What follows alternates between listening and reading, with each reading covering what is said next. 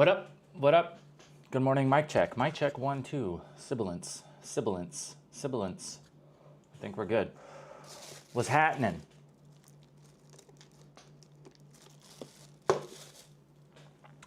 I said I was going to make this coffee last the whole stream. It's gone already. What up? What up? Tonebone. What's up, dude? Ron. Greetings from Oregon. Rongo. What's up, bro? Long time no smell. Yeah, bro. Cup in a bag because Thailand is legit. And when you get drinks, they give you a little bag so you don't got to freeze your hand when you're carrying it. I'm all against plastic waste, but this is super clutch. And if you got a cold drink, it keeps it from, it still sweats, but it's not like dumping water all over your desk like it normally would. Yeah, it's really dope. Like if you're out and about, you know what I mean? You don't got to fucking carry your drink in your hand the whole time. If you're carrying other stuff, you can just link it in with this. It's really convenient. When I first got here, I was kind of like, why though? But the more I do it, more I've gotten it, I appreciate it. Check this out though. I was planning on going live at 10. Alarm's going off at 9. We're fucking already live, bro. Because I'm an overachiever.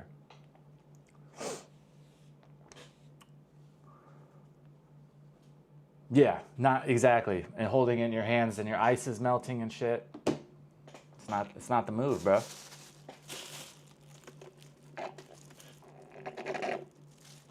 And it's gone. 7-Eleven coffee, man. It's the best. It's fucking cheap too. It's $1. $1 and it's $1.50 for an iced cappuccino, which is pretty sick. I don't even remember in America. I think I would get iced macchiatos from Starbucks. I want to say they were like $6 or $7 for a fucking coffee. It's ridiculous, man. There's Starbucks here too. And it's like the exact same price. It's not really any cheaper. And there's still people in there all the time. I'm like, why, dude? Why? Especially because in Thailand, like, coffee's legit here. Even the instant coffee here, like the little like packets, you know, with the powdered creamer and everything, they're still not amazing. But as far as instant coffee goes, they're fire. You can get a whole bag of them for like $1. I don't know why you'd spend $7 on fucking Starbucks.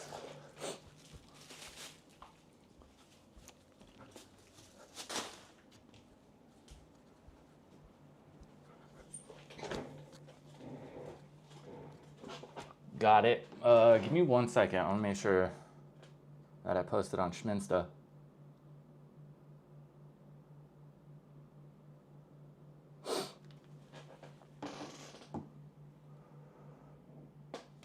Stopped by Starbucks in Naklua yesterday, 200 baht for an Americano. That's fucking ridiculous. Especially an Americano. It's espresso and water. 200 baht, what is that? Yeah, that's like $6. That's wild, man. Fuck that. Especially because, like, I feel like Starbucks coffee isn't really that good. Like, if you get the, like, frappes and whatever, those are good, but that's like it's a milkshake. So, of course, it's good. But, like, the actual coffee itself, it's not very good. I feel like it's, like, burnt or something. Like, the way they, like, roast their beans or something, like, it's super fucking bitter. Mrs. Hankin, good morning. BP365, what up? Some of the worst. Yeah, exactly. Like especially in America, I don't think there's really a place that's not better than Starbucks. Like Dunkin' Donuts coffee is way better. But yeah, there's not really any other places I can think that are worse. It's like I would rather drink Circle K coffee than Starbucks. I think Circle K coffee is actually pretty legit. Nope, they're fake. Nobody bought these. They're fake. They were here when I moved in. I just wanted something to break up the background a little bit, you know what I mean? I don't like Dutch Bros either. It's just, I felt like even when I would tell them that I don't want whatever I'm ordering sweet, it was still just insanely sweet.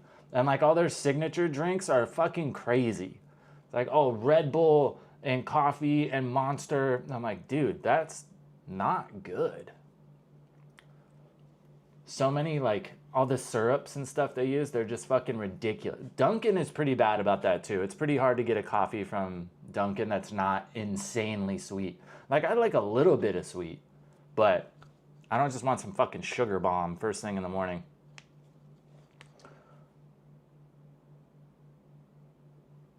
Cafe just up the road from immigration that serves illy coffee. Splurge on that one every now and again. Yeah, that's what... I mean, even like the lowest tiers of coffee in Thailand are better than most of the stuff we get in America, I think. At least when it comes to like pre-made coffee, you know? Like, of course you can get good beans and stuff at the grocery store, but besides that, I'm good. 7-Eleven Thai is still better than... Oh yeah, 100%. Even Amazon. Amazon's pretty good. Amazon is better than Starbucks, for sure. But I think 7-Eleven coffee is better than Amazon. 100%. Because I order the same thing everywhere. So I feel like an iced cappuccino from 7-Eleven, I feel like is much better than the iced cappuccino from Amazon. And it's like 30% cheaper. Iced cappuccino, it's 7 is only 45 baht. 65 at Amazon. But yeah, Amazon's 100% better than Starbucks. When I go to Starbucks here, it's like mostly Thai people.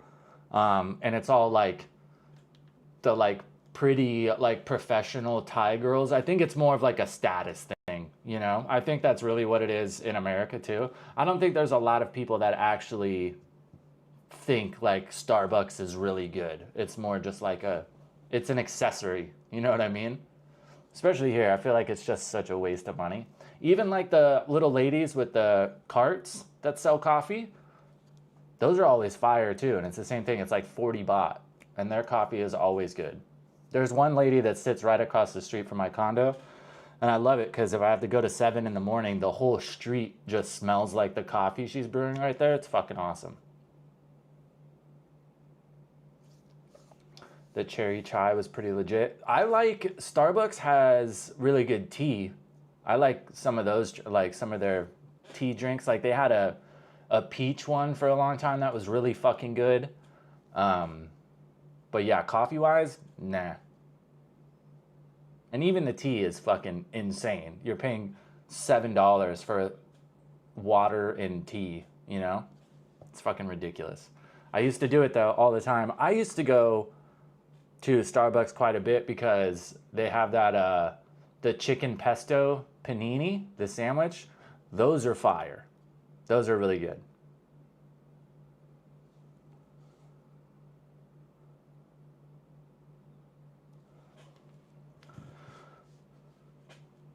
I live in Jontienne. I was in Pattaya for a while when I first got here, but I was over it pretty quick.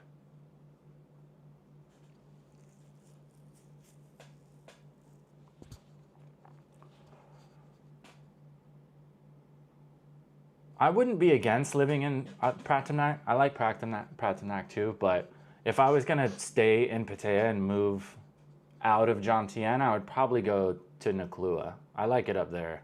Pratamnak's cool, but it's just, I don't know. There's just something I don't like about it. It's a better beach for sure. I came over to Jontienne because it was like essentially the same thing without all the craziness of Pattaya, and it was quite a bit cheaper.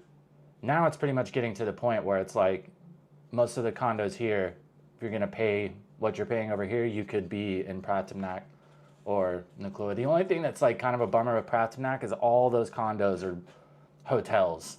Like they're all just Airbnbs and renting out short-term stuff. So it's like, it's always a party. You know, there's people just down at the pool bumping fucking music all day. There's people storming down the hallways at 4 a.m. drunk as fuck, being super loud. Like, If I'm on vacation, that doesn't really bother me. But if I'm trying to live somewhere and you're dealing with that constantly, that shit gets old. It was like one of my friends moved into, what the fuck is it called? Copacabana. I shot a video there for this real estate company. And by the time I left after filming the video, I was like, there's no fucking way I could live here. The rooms, one, are fucking tiny. Like, you spend like $14,000 on a studio, it is fucking tiny. I can stand like anywhere in the studio and touch both walls. So fucking small. There's only 2 elevators in that whole building. So we were like waiting for elevators the whole fucking time. Every single pool is just like little Moscow. There's just a bunch of like Russian people obviously on vacation, just like drinking and partying. It's just gets old, man.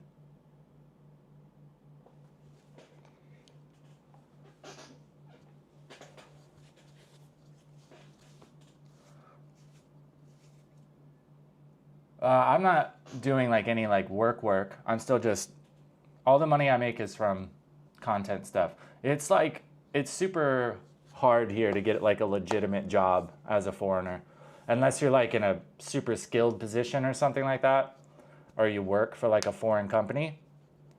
But yeah, you can't get like just normal like unskilled jobs here. Like you can't be like a bartender or anything like that. It's, all that stuff's illegal.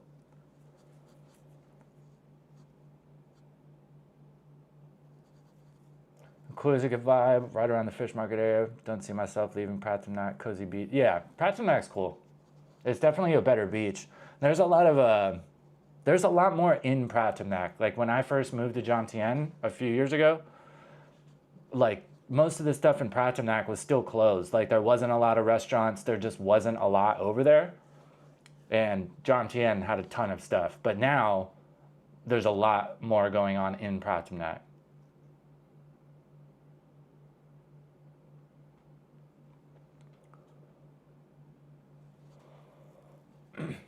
Anything on Airbnb, you could probably assume there. Yeah, I've just, one of the main things I look for now if I'm going to look for a new condo is when I go look at it, I want to see Thai people. Like, if most of the building is Thai people, 1, you know you're probably going to get a good price. And 2, you know it's going to be chill. Because Thai people, 99% of the time, keep to themselves. They're friendly. They actually say hi to you in the hallways. They're not fucking slamming doors and stuff at 4 a.m., blasting music. So it makes it a lot better. That's what I tell a lot of people. Like, if you're actually going to live here, look for a building that is mostly Thais. Waiting for the elevators. Yeah, dude. One of my biggest pet peeves with my old condo was how fucking slow the elevator was. It was insane. Not like, there was only 2 elevators in the whole building, and the elevator itself was so fucking slow. Like, it would take like a minute to go up to the 5th floor. And there's something with me, for some reason, every time I get home from somewhere, I have to pee. Every time. So I just be in that elevator like, oh my God, oh my God, oh my God, just fucking smashing the button, trying to get out. Used to drive me nuts. Check out Zen Coffee. That's my favorite cafe in all of Pattaya. I feel like I've heard of it. Jesus. I don't use this other monitor very often, so when it's a 32 inch, so when I do and like pull something up, it's just like, it's fucking huge.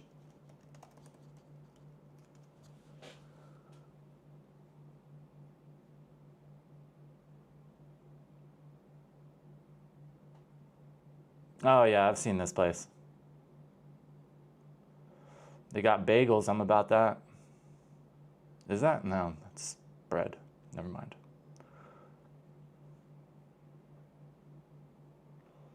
Like, these places are good, but it's not something I can do all the time because, like, trying to charge me $10 for a waffle is fucking crazy.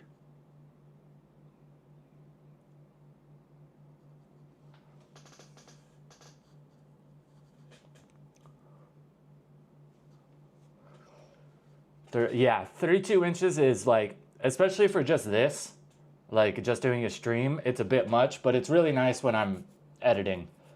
because I can have the window up in the corner and I can just drag stuff from the desktop to like put clips and stuff in there. So it is pretty sweet. But yeah, it's a bit much when you're sitting 6 inches away from it and you pull up a web page and it's just like, whoop-ah.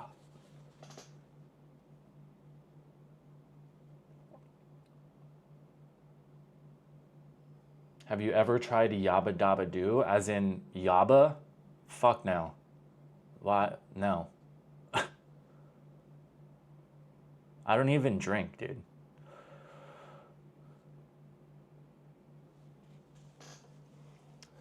They're calamansi cold brew.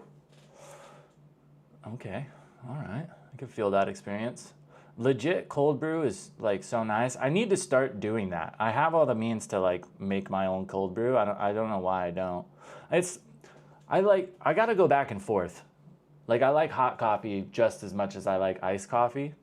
I feel like iced coffee is more enjoyable to drink, but hot coffee does more for me, stimulates me more. You know what I mean? Like if I drink a hot coffee, I like feel the caffeine.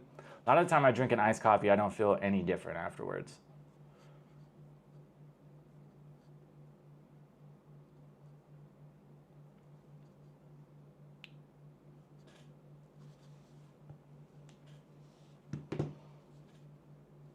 Can't read it. What the hell? Let's make it a little bit bigger. We have the technology. Wow.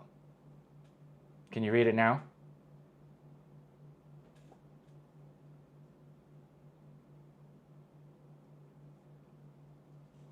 Muay Thai in Bangkok. I want to go to Lumpini Stadium. One Championship does their Friday night fights there every week. And you can get a fucking ringside ticket like 10 feet away from the ring for 3,000 baht. So the goal is 200 and that would cover tickets, transport, all that stuff. So I can go up there, film a video, do all that shit. The Friday night fights is like their feeder series. So the people that go, if you get invited to Friday night fights, you do well in Friday night fights, you get offered a contract to One Championship. And it's like it's a life-changing contract, you know? So all the fights are fucking intense. Like they're super, super good. So I definitely want to go check that out. And they have other tickets that are cheaper, but ringside tickets are something else. Because you're just fucking right there. You can feel the punches land. And they're all super good fighters. They're all trying to, you know, get a contract that is life-changing, essentially. So there's no, like, half-ass fights. Like, everybody goes their hardest, which is dope. One Championship, one of the few other... Yeah, I would say, especially in this part of the world, One Championship is way bigger than UFC. And there's a lot of people that are like UFC fans that try, like Muay Thai fighters couldn't come in and they couldn't do UFC. 100%. There are Muay Thai fighters that would go into the UFC and beat the shit out of some of those people. And here, like, Muay Thai is the national sport. It's super prestigious. Lumpini Stadium is a legendary stadium. Like, the big fighters here that, like, go to that and they go to One Championship, they don't fucking want to go to the UFC because it's not prestigious. They don't want to fucking sniff each other's jocks and wrestle. They want to hit people with elbows in the face and knock people out. Like, that's what they do.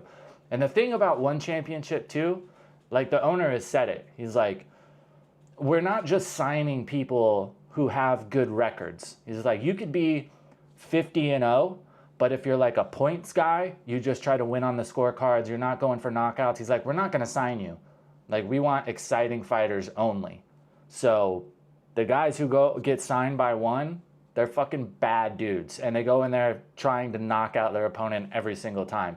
There's so many UFC fighters right now that, like, I get it, winning is winning, but they're fucking boring to watch. Like fucking Merab and Sean O'Malley. Like, okay, Merab's good. He would definitely beat my ass, but he's fucking boring to watch. He doesn't, like, just scoring points with takedowns, I think is so fucking stupid. So all you got to do is tackle somebody and hold them down and you're going to win. I just think that's fucking boring. Like, it's not fun to watch. It was the same thing with George St. Pierre back in the day. He was just He won a lot, but it was fucking boring, dude.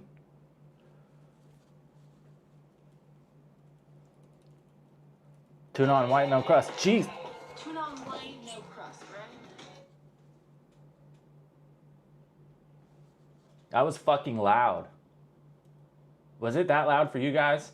Can I change the volume on that shit? Fucking blew my ears out. Scared the shit out of me.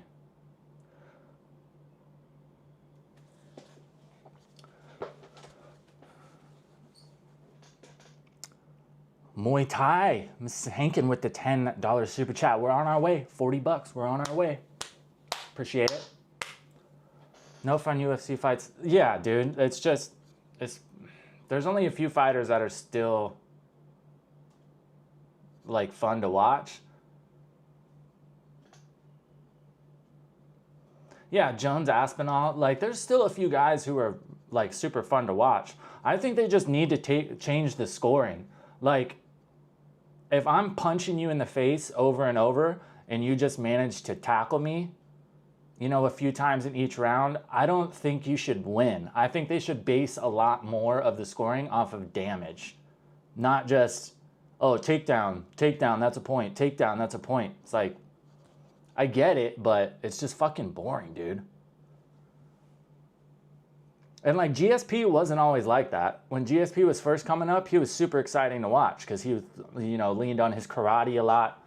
It's just like, I think the vast majority of fight fans would rather see elite striking as opposed to wrestling or Brazilian jiu-jitsu. You know what I mean? The way I look at it is like, so many people are like, oh, BJJ. I'm sorry, but if you get into like a street fight and you try to bust out some BJJ on somebody, you're going to get fucked up. Like, yeah, you might be able to get them and choke them out, but BJJ doesn't work without rules. If I can like eye gouge and like grab and twist your dick or like bite you, you're not going to be able to get me in a fucking triangle. I'll just eye gouge the shit out of you. As opposed to like, if you're an elite Muay Thai or elite boxer or kickboxer or whatever, you get into a street fight, you're going to fuck somebody up.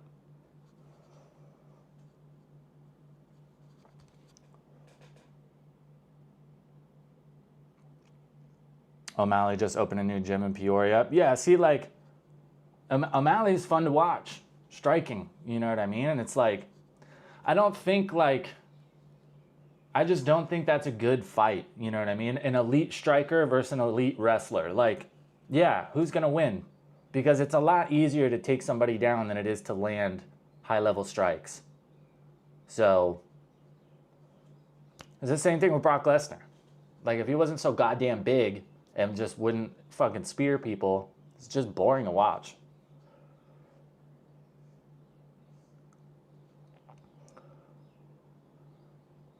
Classic lady. Yeah, dude, there's no rules in street fights. It's like so many people try to say that when the videos when Thai people like jump somebody. Like, oh, they don't fight one-on-one. There's no fucking rules in a street fight. I'm the same way. If we get into a fight on the street and I'm worried that you might hurt me or like you're gonna fuck me up, I don't give a shit. I'll fucking bite you. I'll pull your hair. I don't give a fuck. I'm gonna win, period.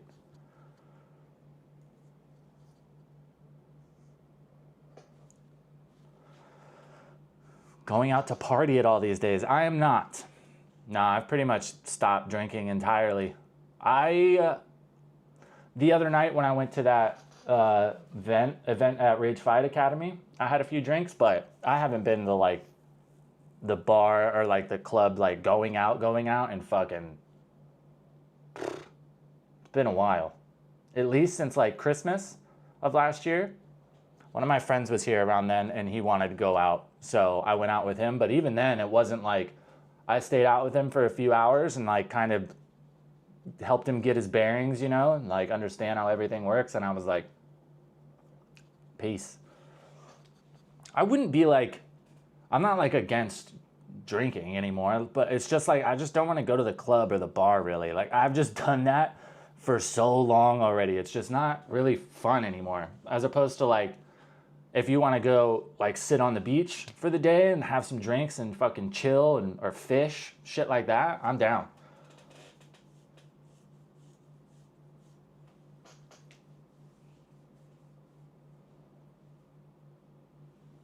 Drinking capital, yeah, it's definitely easy to do. One, I can't really justify the money to do it. Even if I wanted to, I don't really have the means to be out partying consistently. And it's just like now, as I've gotten older, hangovers are just brutal and they last like 2 days. And now it's not even like just physically feeling like shit. Like I'm like emotionally drained. I get like anxiety and shit the next day, like start hyper fixating on all the things I'm not doing, which I should be, or like that I'm blowing off because I'm hungover. It's not fun. I don't like it. And I was in the clubs and partying consistently for a fucking long time back home. So here it's like, why would I come all the way to Thailand to just do the same shit that I was doing back home? It does make it a little bit harder to meet people, that's for sure. But I'm not really too worried about that right now. Know a chill hookah spot? I do not, actually. I know there's a bunch of them on Walking Street, but I've never really been a hookah guy.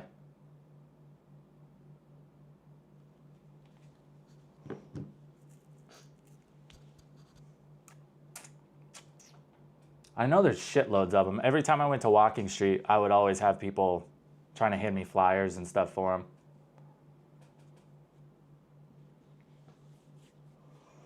Haven't drank or partied in quite some time. Right. It's what like if there was something going on that looked super fun, I would be down. But it's just like, oh, let's go to the club. Same club. Especially like when I first got here, it was different because it was a lot different than partying back home.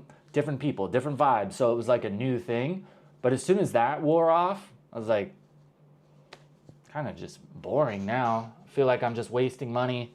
I would blow off responsibilities, you know what I mean? If I wanted to film the next day, I'd be so hungover that I would talk myself out of it. So it's just like, I'm not really gaining anything from this, but I am losing shit from it, you know? Once upon a time, someone had to help pull me out of the river. Yeah, I remember that. Yeah, dude, that was bad. I feel it was kind of my fault at the same time, though, so I wasn't worried about helping out. Bro, and you were in the tube, and you refused to, you're sitting in the tube, and you refused to puke over the side in the water. You were just, puking in your lap, so it just stayed in the tube with you the whole time. I was like, bro, turn your head and puke. Not happening. It happens all the time, though, on the river, especially with the sun and everything, and you're out there for fucking hours. I don't think I've ever gotten sick on the river, but plenty of people I've been with have.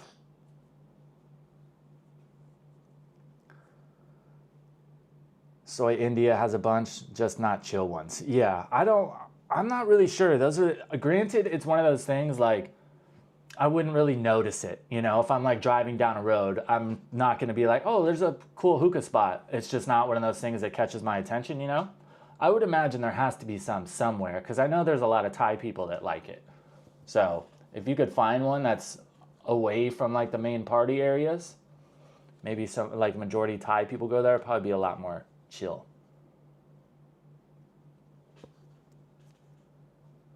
Perhaps one of the worst moments I've experienced, but no regrets, right? What can you do? We've all been there. Not that big a deal. I think you were worse off that time at Shady Park, for sure. I think you had just turned 21, right? And I had you drinking tequila sodas or some high-level fucking alcoholic drink. I think that was worse. I remember you getting a lot more sick there, which makes sense. Yeah, just turning 21 is not the move to drink tequila sodas.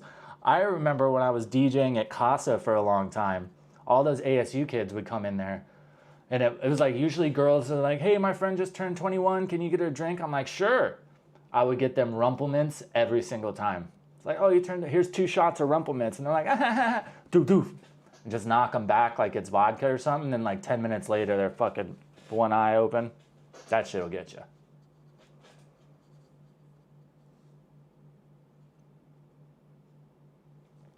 River, I had to have it explained a bit. Yeah, That makes sense. It's the sun, man. I'm telling you, something about being out in the sun. It just like, it makes it kind of like harder to get drunk initially, but then you go from zero, not drunk at all, to completely fucking hammered. And I think with the river too, it's hard to tell how drunk you are exactly because you're just floating. You know what I mean? It's when you like try to stand up or get out of the river, you're like, and you're walking on all those rocks. You're like, holy fuck, I'm hammered. That's why the cops just sit there at the end. They don't bother to try to catch you on the river. They just wait until you're trying to get out and fall down.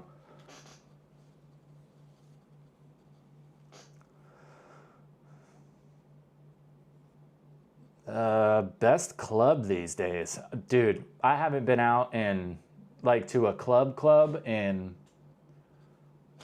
at least like 6 or 7 months. The last place I went was Insomnia, I think. I always liked Insomnia just because of the music. Insomnia is like dance music. Mist used to be fun, like when I first got here, but even when I was still going out, it had changed a lot. They started letting a bunch like people in that they wouldn't normally.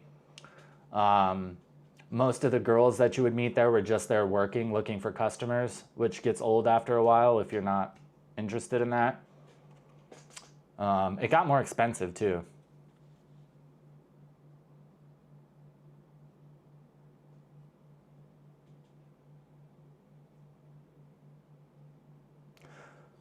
I didn't even see that. Stopped drinking 5 years ago, walking back home from a night out and ended up falling into a manhole. Jesus Christ. That's fucking sketchy. That would be a shitty way to go too, literally. Good old Mike, you talked to him? No. Honestly, like, out of all those people, I don't really talk to anybody. I talk to Josh Santo every once in a while, rarely. I talk to Paxton still. I talk to her pretty regularly.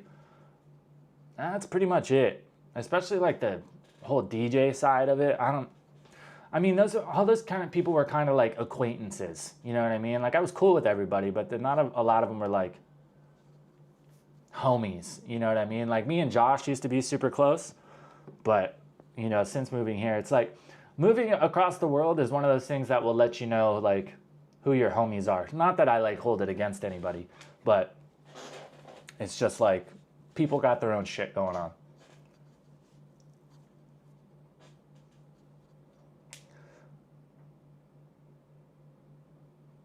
Saw Burman pop up on a video from Psych Substances or what? Yeah, dude. I haven't talked or like kept up on any of that in so long. Like pretty much as soon as I stopped DJing, like I just kind of checked out of that whole scene. It was another one of those things where it was just like, it's just the same shit. Every weekend, it's the same fucking people. It's the same party. It's at the same places. I get bored. I'm like, okay, well, this isn't... Like, drinking has never been, like, fun. Like, just the act of drinking. It was always, like, a bonus. It's like, hey, we're doing this. This is fun. And we're going to drink. So if it gets to the point where it's just, like, we're just drinking just to drink, I'm like, eh.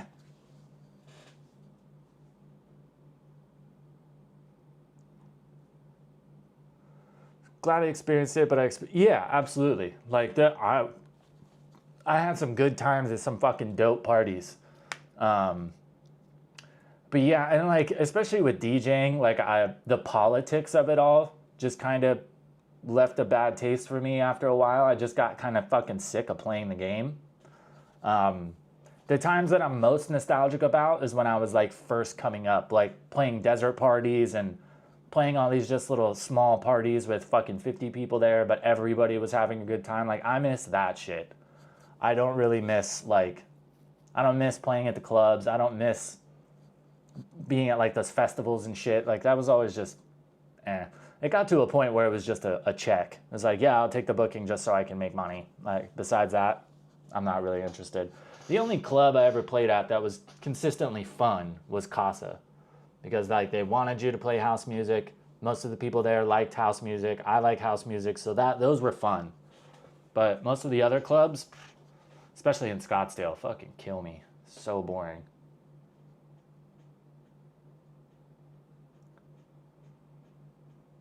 Birdman's still doing the same old shit. How old is he now? Because I feel like when I was coming up, he was like the age I am now. I think he was like in his early 30s, right? So he's got to be in his 40s now. Which, I mean, if you're getting paid and you're making money, fuck it. Keep on doing it. How long can you do that, though? That's the thing. Nick the Greek, what's up, dude? Chilling, chilling.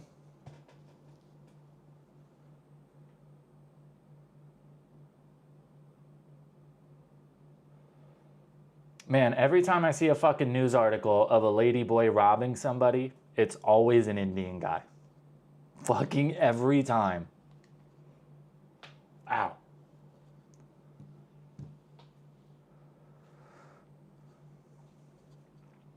He's helping people win the Special K Olympics at Shambhala. What the fuck?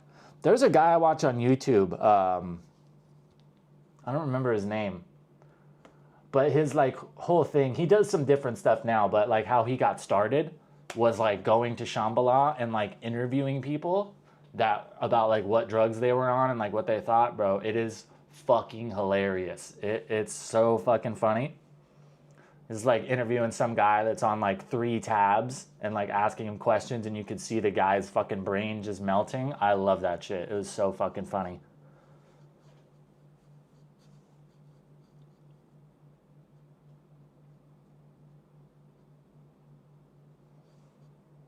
Do I miss trucking? Not really. I miss the money, but I don't really, not really. Psyched Substance. Is that the guy I'm talking about? Kind of a heavier set, bald dude?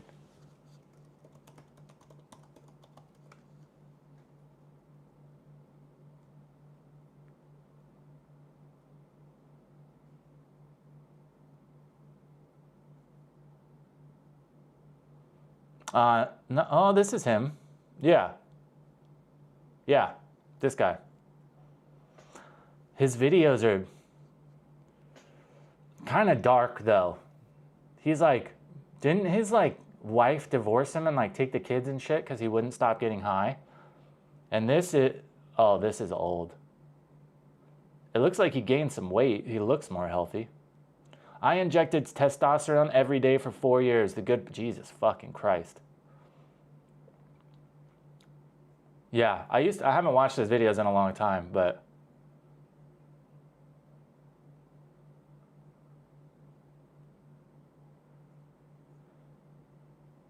Jesus, he's got 300 fucking videos now. Almost 3 million subs. I remember not too long ago, I watched one of his videos where he was like talking about like something that you had to quit YouTube because he wasn't making any money. Like, how do you have over 2 million subs and you don't make money? It's like, yeah, I could see why you might not get ad revenue, especially doing videos about drugs and stuff, but like, how are you not monetizing over 2 million fans?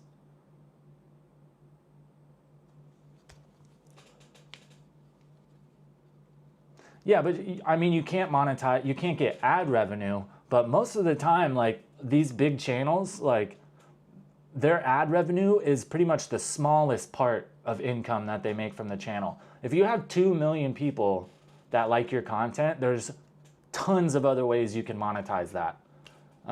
There's ways you can provide value to those people and get paid in return, you know? Especially with like brand deals and stuff, like there's a lot of other ways to make money from it. Talking about feather Indians or dot Indians, aka 7-Elevens. Indians from India, for sure. Michael Elliott, what's up, bro? 420 here in Michigan, old reliable.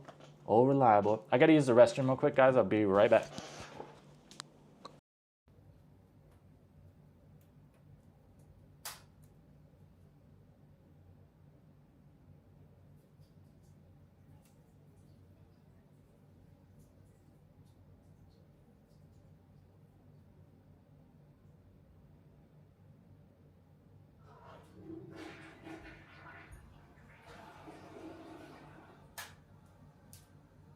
Jesus. Smelled like coffee for sure. Is it, you know, it's you drink too much coffee when your pee smells exactly like the inside of a Starbucks.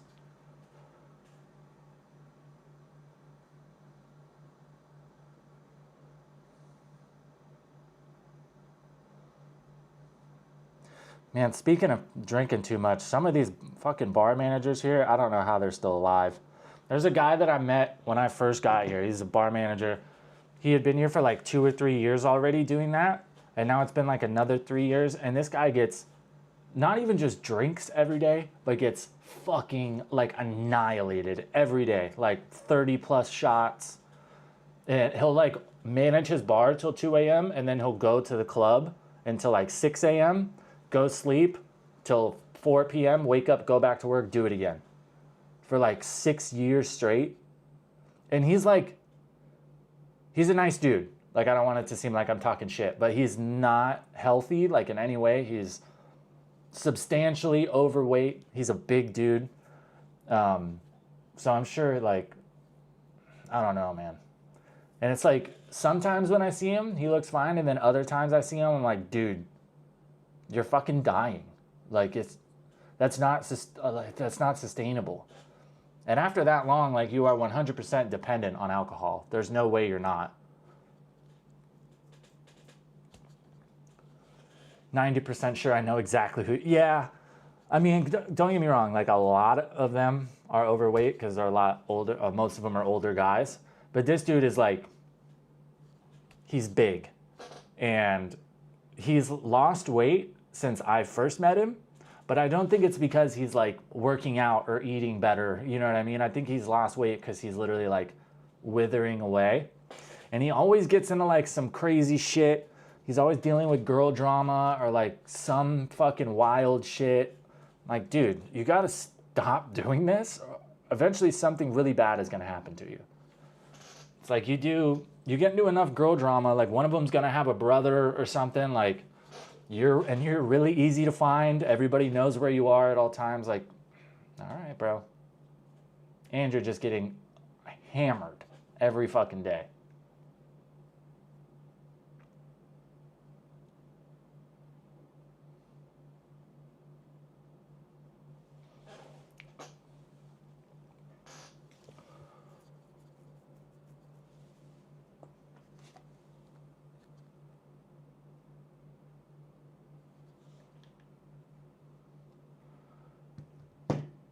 Got plans to go to Cambodia. I just went the other day. I just went to reset my visa real quick. I don't have anything set in stone to like go spend some time there yet. I have been looking into it more to go to Phnom Penh and kind of check it out.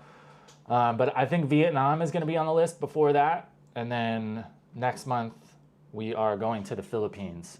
So probably Philippines, Vietnam, then maybe Cambodia. But it all just depends on how ad revenue and all that stuff plays out. If I could have it my way, I'd be hopping around every like 1 or 2 months, but I just can't afford that. Soon though, soon. We're getting there. It's a steady grind.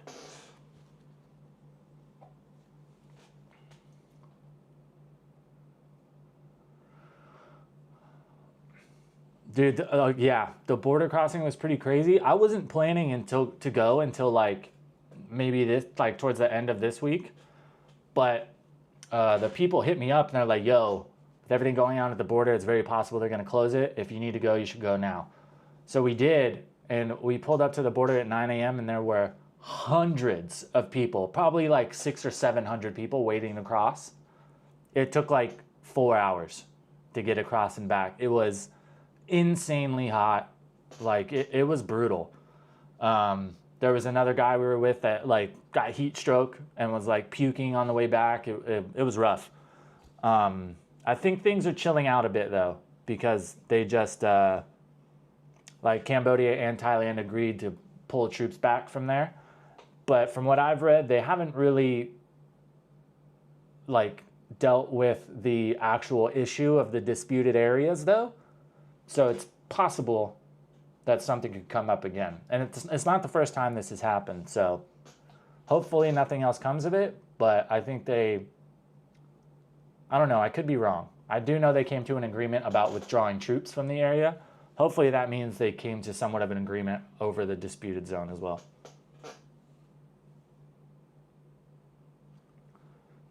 Never, yeah, right? Usually it takes, like, once you actually get there, usually it takes about an hour to get across and back. It took 4 hours, dude. It was a lot. Like, people were, like, almost getting in fights in line because people were, like, trying to cut and shit. It was bad. There was some Spanish dude and his little girlfriend. Like, I was with the group that I went with, and there was a Swedish guy and, like, a couple other dudes. We all spoke English, so we were just bullshitting in line. And there was this tiny little, like, old Spanish dude with his girl. Like, we're standing there in line waiting to come back in. And we've been in line for 3 hours at this point. And he just, like, comes up and, like, tries to, like, scoot in between us and cut all of us. A little Swedish guy I was with was like, yo, what the fuck are you doing? And we heard him speaking English to his girlfriend. And then when we spoke English to him, he tried to say he didn't know English. So he's like, oh, it's only us, like, it's not that big a deal, blah, blah, blah. So we all, like, there was a group of, like, 5 of us. He tried to cut in front of us, so we were just like, fuck you, and went back in front of him. And then, like, of course, the smallest guy in the group, the little Swedish guy, he starts pushing him. But all the officers were there, and everybody, there's 50 people around us all waiting in line. The officers are like, what's going on? And everybody was like, that fucking dude tried to cut everybody. Fuck that guy. So they made him go all the way to the back, like 200 people.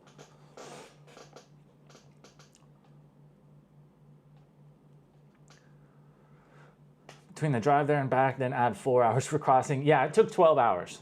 Usually, like, you leave at 5 a.m.-ish. You get back by like 2 or 3 p.m. We got back at 5:30 p.m. It didn't help either that, like, I don't know what the fucking deal was with the driver. Going there, he was flying. He got us there in like 3.5 hours, was driving super good, got us there. And then on the way back, he's going like 60 kilometers an hour the whole way and just like staying behind super slow cars for like 20 minutes before he would pass them. It fucking took forever to get back. And then when we actually got back, like, the way he chose to drop everybody off in Pattaya made no fucking sense. Like, he would go all the way to the end of somewhere and then backtrack and drop this person off and then go, like, it just made no sense. So finally, like, we were finally getting to Jontienne, and he wanted to, like, go all the way to the end of the beach and drop this person off before coming back to drop me off, even though where we were, my condo was like 2 blocks away. So I was like, fuck, just pull over. Like, I'm over it. Made him pull over and just got a taxi. I was like, I'm fucking over it, dude. Been in this van for like 9 hours at this point. Yeah, it was rough. Maybe the yaba wore off. Yeah, dude, I don't know what happened. Going on the way down, he was like, he drives just like I do. For me, I get really frustrated, like, riding passenger in vehicles if people don't drive the way that I would. Like, if you're just sitting behind somebody super slow and, like, you're refusing to go around them or something, I get super irritated. So by the time we got back to Pattaya, I was fucking over it. And then they like want to stop for lunch on the way back, but they wait until they're like a half an hour from Pattaya and then stop for lunch. It's like, dude, at this point, just take me home. And they always stop for lunch at like the shittiest little restaurant they can find. It's never good food. So I'm just like, dude, it's been 9 hours already and we haven't eaten. What's another half an hour? Just get us home. Yeah, and he was ridiculous.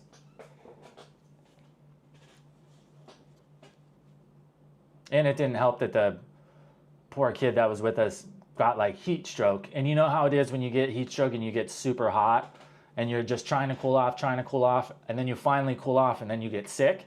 That's pretty much what happened. We got back to the van, got in the AC and everything, and we made it like 30 minutes down the road, and then he just started puking. So we had to stop and let him get out of the car and puke, which I'm not upset with him by any means. But that just added to the whole thing, you know?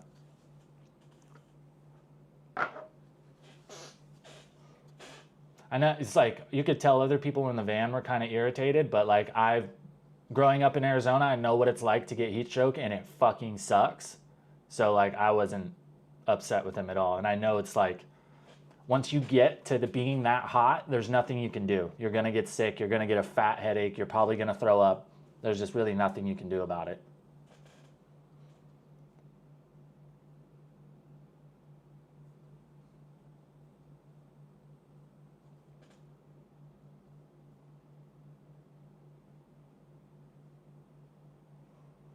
We'll see if there's any updates on the border right now.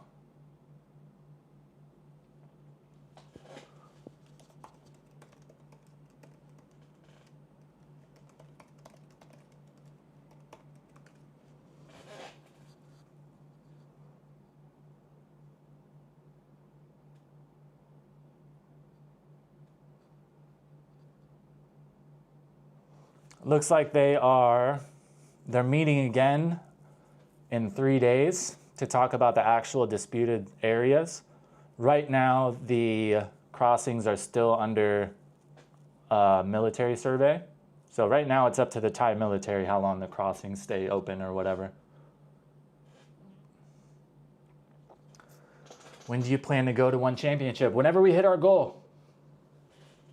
It's a nice thing they have Friday night fights pretty much every week. So there's not really like a timeline. I don't have to get there before X time. So whenever we finish our goal, that will cover tickets and my trip up there, hotels and all that stuff. There's a few coming up because like they're not all one and the same. Some fights on some weeks are better than others. So I'll have to, once we hit the goal, I'll check it out, see which one looks like the best one. And then we'll go from there.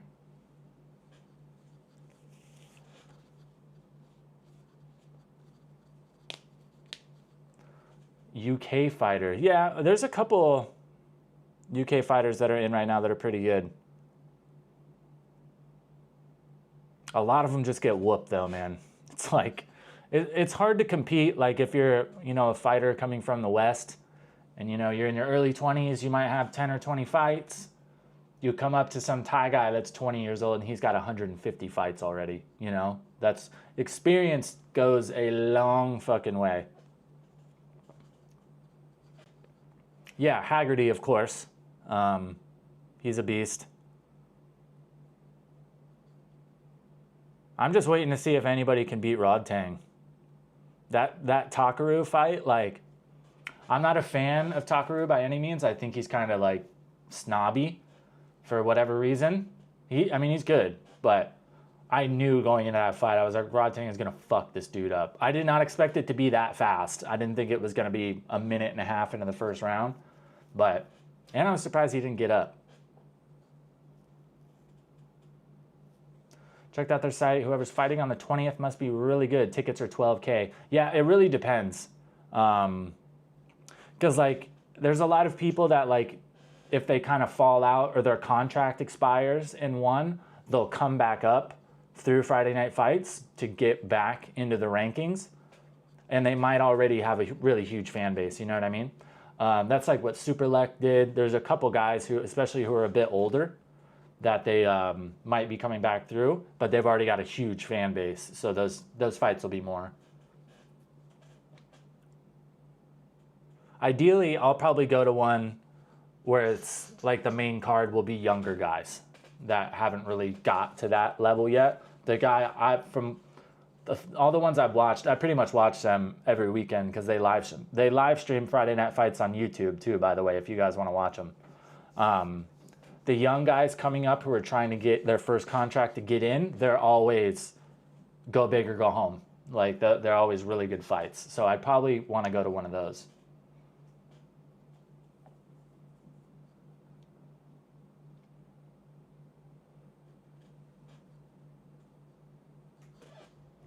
Rod Tang make it look easy, that's for sure. I was surprised it was that fast. Kind of makes sense though, like Takaru, like he's a hand striker, you know what I mean? So his stance, he's super susceptible to leg kicks, and that's pretty much all Rod Tang did. He just chopped at the leg a bit, and then finally got it set up where he kicked it out from underneath him, and then as Takaru was trying to get his legs back under, and he came in and just caught him with the hook. Saturday morning is the event you want, bro. Yeah, I doubt I'll be able to make any this month, especially because, I mean, maybe. Like, if we hit the goal in the next, like, week or so, I might be able to make one this month. But it'll probably be after I come back from the Philippines at the earliest.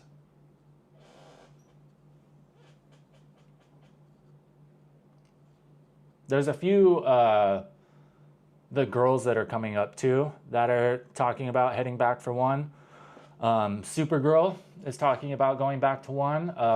Stamp is about ready to come back. She got an ACL surgery, but she's about healed up.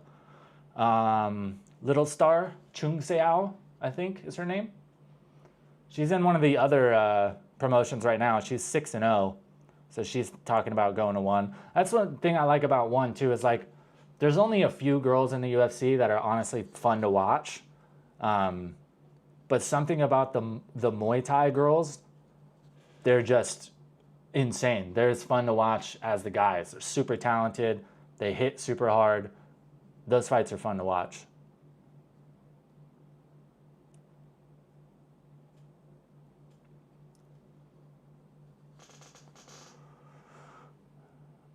Philippines, we're going to Surigao. I'm not sure if we're going to go anywhere else yet or not. I think we're going to kind of decide once we're there how we're feeling. Stamp knows how to dance, right?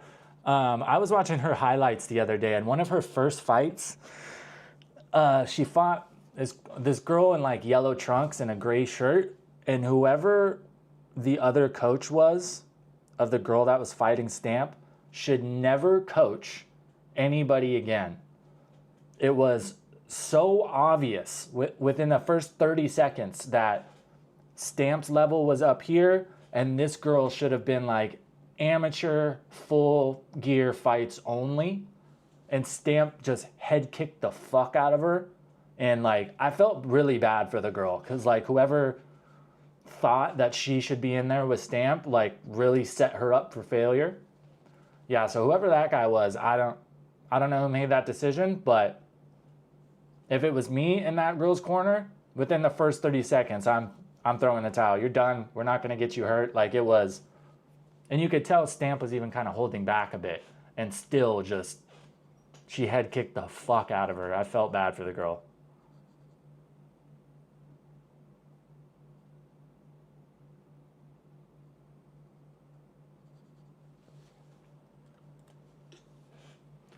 I mean, yeah, puncher's chance is a thing to an extent.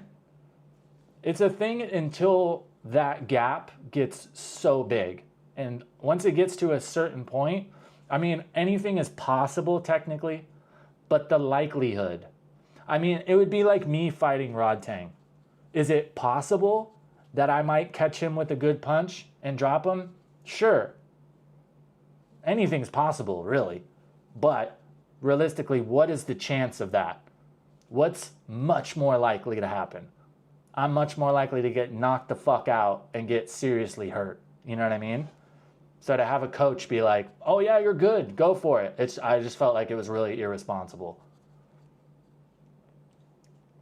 Yeah, 1 in 50K, right. If that, you know? It's like a 0.5% chance maybe that I could possibly catch him with a kick or something. But realistically, like the combat sports, man, there's levels to it. Like even if you've been training for 2 years, there's somebody that could have also been training for 2 years that is levels above you. Better coaching, better fights, better experience, better innate athleticism, you know what I mean? And that was just how it was with the Stamp fight. Like it was very obvious that Stamp's level was way above.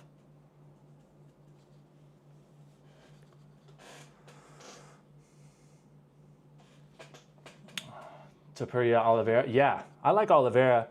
I went to that event last week at the Rage Fight Academy here, and Yoel Romero and Jorge Masvidal were there.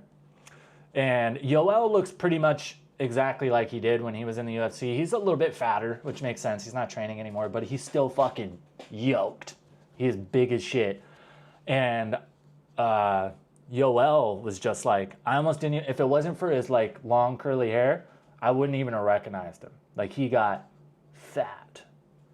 I mean, it makes sense. I've noticed like, especially when it comes to fighters that have been like cutting big weight for a lot of their career, as soon as they don't have to cut weight anymore, they just blow up. It's the same thing with like people who have done drugs for a long time. As soon as they stop doing drugs and like start eating normally, they go from super sucked up and tiny to just fat as shit. So I think that's what's going on with Masvidal, because I was really surprised like how tall and how big he actually was. So those cuts must have been pretty rough for him. But yeah, Yoel was fucking jacked. Still just like no neck, just big as shit.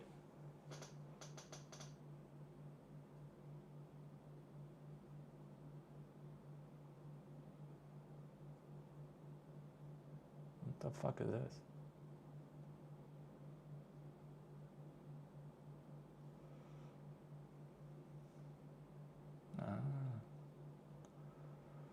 Why does Pattaya have the highest concentration of Americans? Does it? I don't really feel like it does. I feel like there's more in Chiang Mai.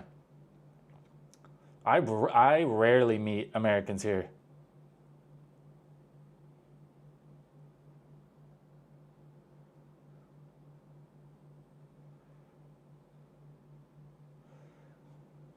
Yoel, not, yeah, dude. He's still, I fucking wouldn't, even if I didn't know who he was, I would still not want to fight him. He's a fucking big dude. I met him at that event and talked to him for a while though. He's like the nicest dude ever. Most of those guys you meet that are like badass and are like very scary, dangerous dudes, when you talk to them, most of the time they're super nice. Most of the guys I've met who are professional fighters are super cordial, really respectful, very nice. It's the dickheads that don't know anything about fighting and they just go to the gym and lift weights and they feel like that means they can beat people up. Those guys are assholes most of the time. I've met more, yeah, Bangkok, Chiang Mai. I would say Bangkok is pretty much going to have the highest concentration of any group of foreigners for sure. And Chiang Mai is definitely catered more towards Americans. There's a lot of like Western or like American style like breweries and sports bars and shit. Don't need to be yeah. Those guys have nothing to prove. Like they know what would most likely happen. So there's no like tough guy shit that they feel like they have to do. It's always the guy who's like never been in a fight in his life, but he benches 300 pounds and so he thinks he's a badass. Like we used to say it all the time in my boxing class, like, damn, all those muscles still can't fight. It's like, I don't care if you weigh 300 pounds. If somebody comes up to you that weighs 150 and they know how to throw a punch, they're going to knock you the fuck out. I was the same thing with like that Bradley Martin dude, always trying to say he could beat up UFC fighters because he was 260.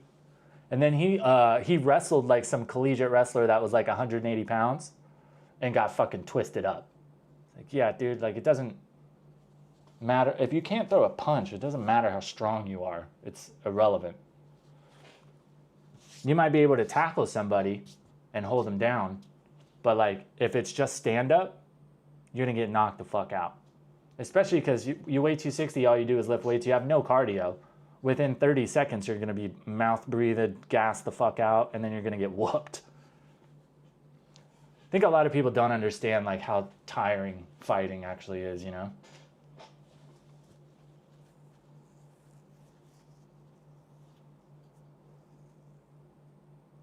Yeah, bodybuilders can't. Yeah, all the people I saw that would like get knocked the fuck out in all like my boxing stuff was always like the big dude who came in off the street with like a chip on his block and was like trying to knock out people in sparring.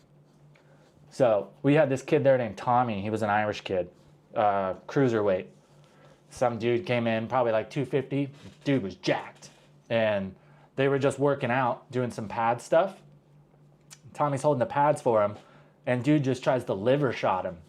So Tommy, they put on gear. They made the big dude put headgear on, and Tommy just like is bad. I sparred with Tommy a couple times. It was like, he wasn't a big dude, but every time he landed a punch on you, it felt like you were getting hit by a fucking brick. Like he just had the hardest fists I've ever felt in my life. So yeah, he just humbled this dude, to say the least.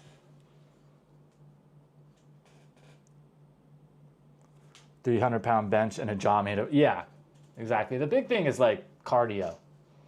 If you can't breathe, it doesn't matter how strong you are. If you can't throw a punch, it doesn't matter how strong you are. Most of the people, like in all the fights I've been in, most of the people I've beat up were bigger than me. Most of the people I've gotten beat up by were smaller than me. It's just kind of how it works.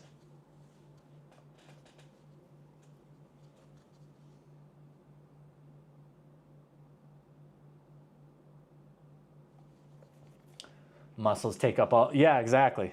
And like, when you're that big, you're not agile, you know? You're not very mobile, you know, you're just fucking, So you got some little 160-pound dude who's just gonna literally run circles around you and just fucking tap you up.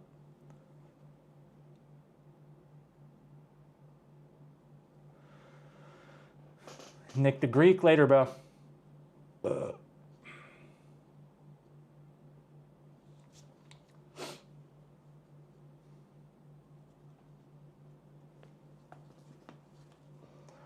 See what we got here.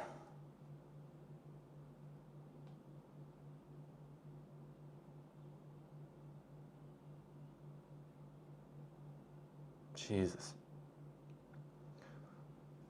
We're gonna have a crazy video today or tomorrow, man. There's been some of the news stories. It's like, it's really wild now because I've been like actively clicking on all these links and looking at these. So now I get like every single story. It's fucking crazy.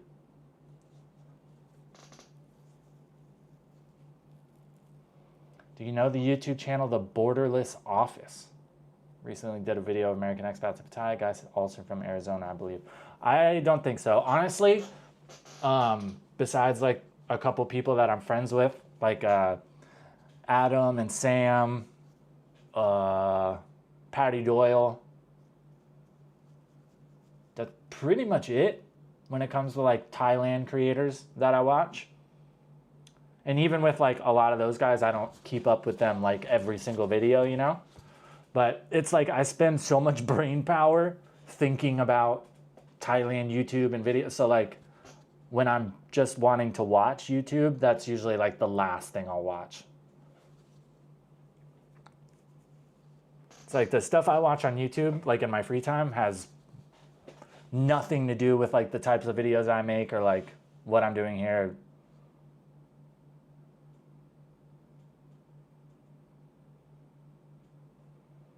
Joffrey Peterson, Pimp in Paradise. No. I am not.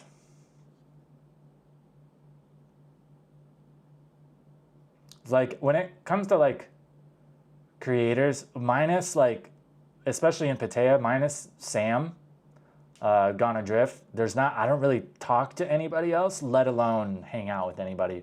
Like Sam and I will meet up like once every couple months to like just catch up, but besides that, most of the like creators here are kind of just on a different wave. A lot of people that come to Pattaya are here to party and chase chicks, which live your life. I've done plenty of that, trust me. So it's just we're kind of doing different things, you know? Most of like the people that I hang out with here are just like normal, whatever the fuck that means. Just like digital nomads and stuff. There's not a lot of like YouTube creators that I kick it with.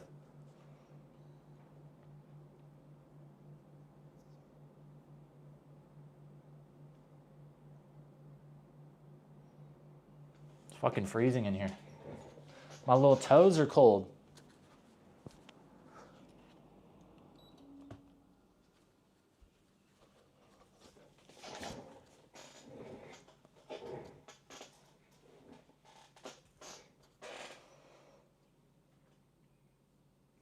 Is there a sense of rival? No. At least not with me. Like I don't really see it as like a competition.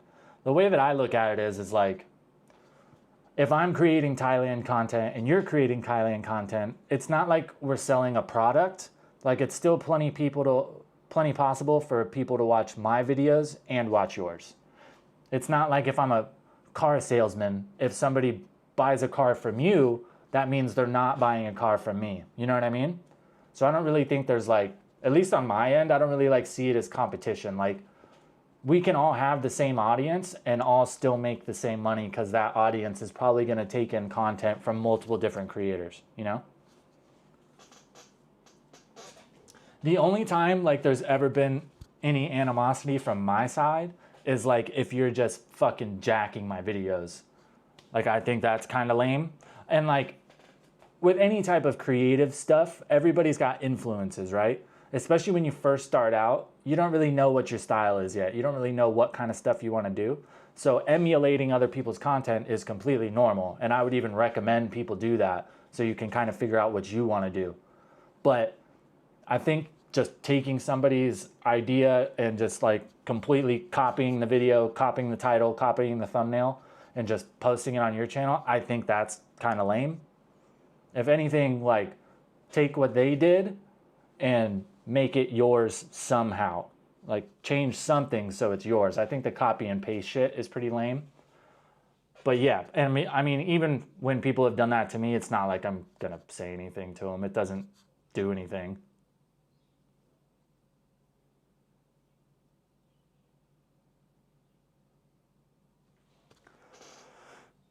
People are usually shocked I live in Pattaya, but yeah, I get that quite a bit too. Like the amount of people that DM me on Instagram, like asking what club they should go to is a lot. I mean, I get it. The ones that like, not that it bothers me, but the ones where I'm like, dude, what the fuck? Is when people like will email me or DM me and be like, hey, I'm coming to Thailand at this time. I want a condo that costs this much. Can you find one for me? What the fuck? No, I'm not your fucking realtor. What the hell? Those don't happen crazy often, but you know, if somebody just like hits me up and they have like honest questions, I have no problem answering that. But I'm not gonna like be your fucking travel agent or your realtor. You know what I mean? Like, especially when you have no intention of compensating me. It's like, hey, go do me this favor, even though I don't even know you, and just do it because. I don't really think that's how it's supposed to work, bro. Kind of like stand-up comments, difference between new comics and yeah, exactly. Like there's a difference between being inspired by something and wanting to make it yours and just stealing somebody's shit. It's like even I've had quite a few people like react to my videos and like take my video, react to it, and then upload it on there. And I don't copyright strike those. It's like, one, you're kind of giving me free promotion. You're getting my channel out there to people who might not be watching it already, and you're adding something. But there's also people who have like, I've posted a video about X subject with this title and this thumbnail. They take it, they remake the video like pretty much copying the script line for line, and then the thumbnail is exactly the same format. The title is exactly the same. It's just they've switched some words around. It's like, bro, that's pretty fucking lame. Especially if it's somebody that's like directly in the same niche as you. Like I have taken videos from other creators that do different content and then molded it to my niche. You know what I mean? Like somebody who doesn't make content about being an expat or living in Thailand, but they had a really cool idea, so I'll take that idea and adapt it to being an expat in Thailand. You know what I mean? And that's totally fine. I think you kind of have to do that when you start out. Because, I mean, everybody, when we all start out, we don't know what the fuck we're doing. Especially me. I had no fucking clue. I still don't really have a clue, to be honest. Sometimes I like... Now it's getting to the point where with some videos, I'm like, this will do well. And they'll do pretty good. But there's still plenty of times where I'm like, fuck yeah, this is a good video, good title, good thumbnail, this is going to do well. I wake up the next day and it's got like 500 views. I'm like, fuck. That happens pretty frequently.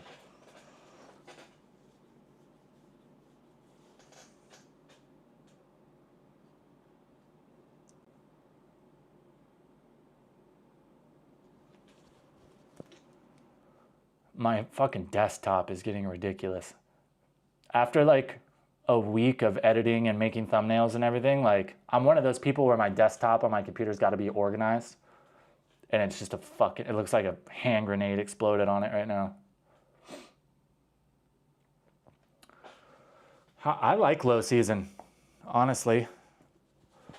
Everything slows down. I mean, it's not when I first got here, there was a stark difference between busy season and low season. Now it feels like it's kind of like the curve is kind of smoothed out, you know?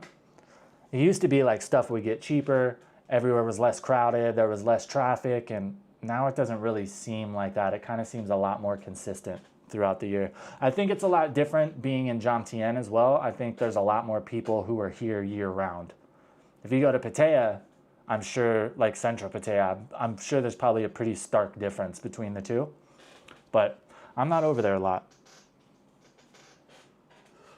Fucking squeaky ass chair.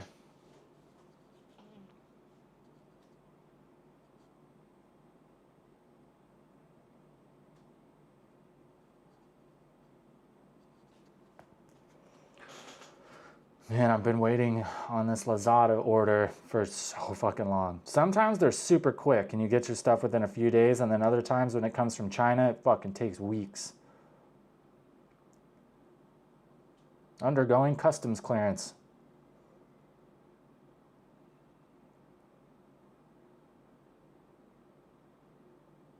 Hell no. I'm gonna get some drinkage. I'll be right back.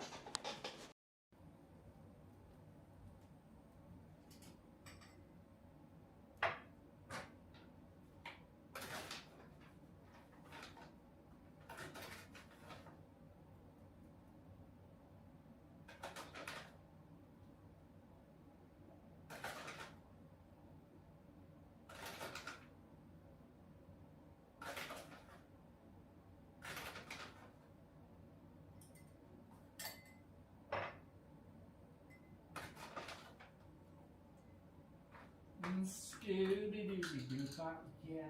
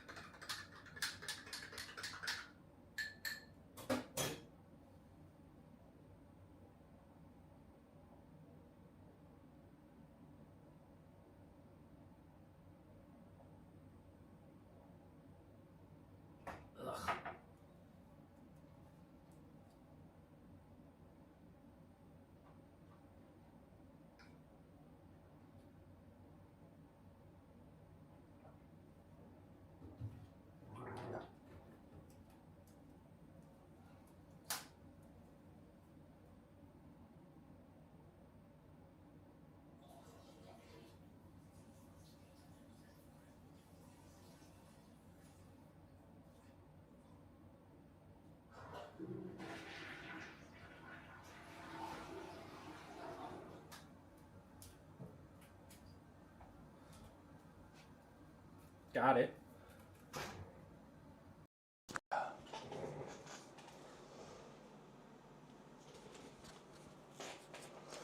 Let me catch up.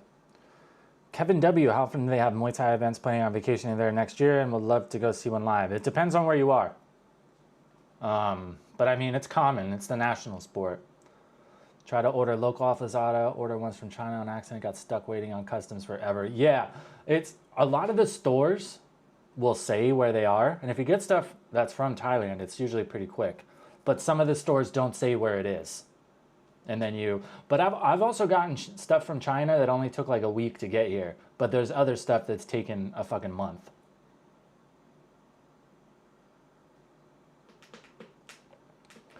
Hear rumors about Thai banks closing down. Yeah, that's for sure a thing. But from what I understand, it's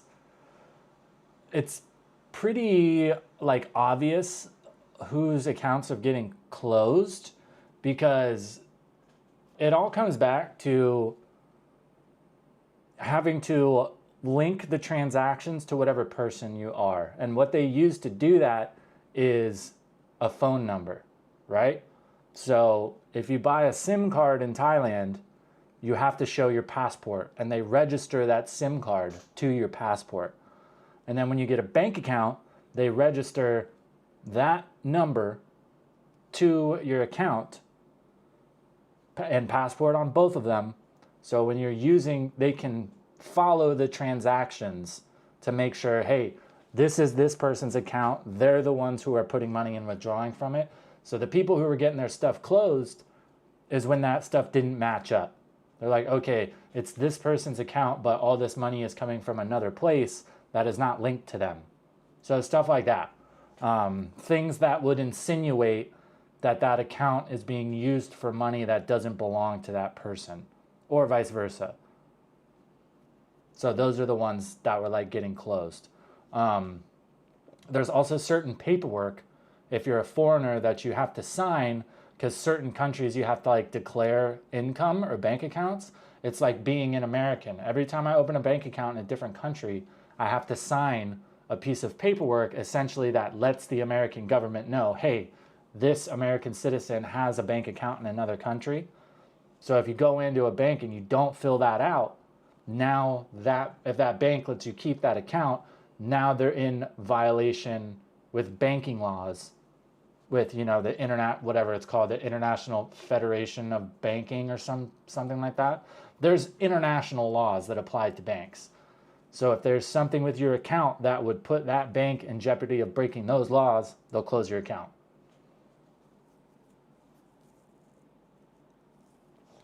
Started a few months ago investigating people that had like, yeah, exactly. People were, I know a lot of them that got closed where people would have 2 or 3 different accounts at 2 or 3 different banks, all with different phone numbers registered to them, which obviously that looks suspect. If you're living in Thailand, why do you have 3 different SIM cards and 3 different phone numbers? You know what I mean? It's like all this stuff that, it wasn't like, you know, somebody like me who has 1 SIM card, my account's registered, I filled out all the necessary paperwork. It's not like they were closing accounts like mine, you know? It was like stuff that looks suspect.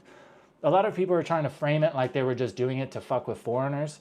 All this stuff that's coming out about like international income that's being taxed and stuff, it's all in an attempt to slow down money laundering. They're not doing it to like fuck with normal people who are just here like on a pension.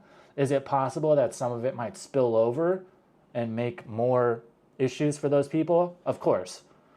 But it's, the new rules aren't made targeting those people, which is what a lot of people have taken it as. Like if you're just a normal dude here with, you know, a normal bank account that's all registered to you legitimately, and you're probably not going to have an issue. Seems like they're catching up with and KYC controls. Exactly. They're just, because they, like banks, they have international rules that they have to follow. And if they don't, then other banks from other nations will stop working with them because there's a possibility that, you know, they're breaking laws or they're hosting nefarious accounts, stuff like that. So if Thai banks are getting punished at an international level, they have to do whatever they can to make sure they're all legit below that so they don't have to deal with the repercussions. There's a lot of people, you know, think banking is just about like you and your savings account, and that's not how it works. Like banks at pretty much all levels deal with all different kinds of international trade and all kinds of stuff. Money lending, all kinds of different shit. Most banks make the vast majority of their money not from normal people having accounts. They make it from like high credit lending and all kinds of different shit. So they want to make sure they're all good on that.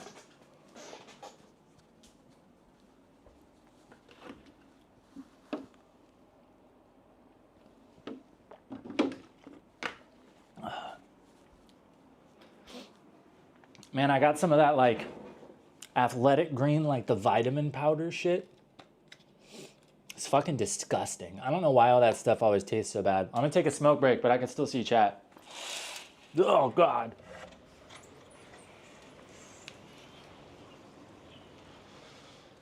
Some some fucking glasses, man. It's bright out here. I'm living in a cave.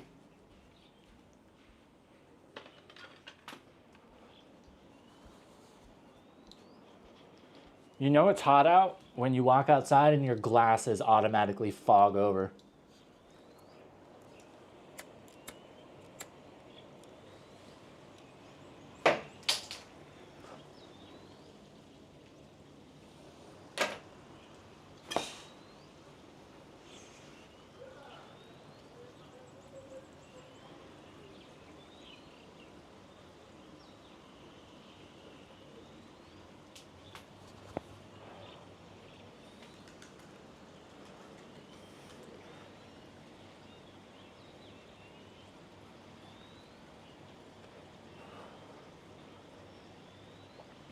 Guys, there's this old Chinese man that like must have moved in a couple weeks ago. I've never seen him before.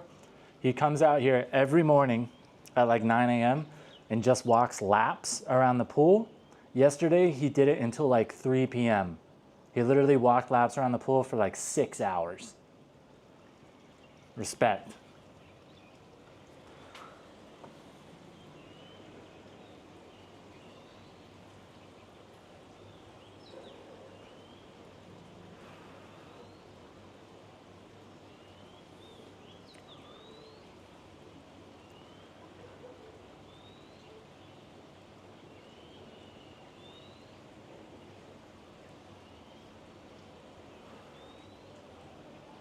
Jesus, it's fucking hot.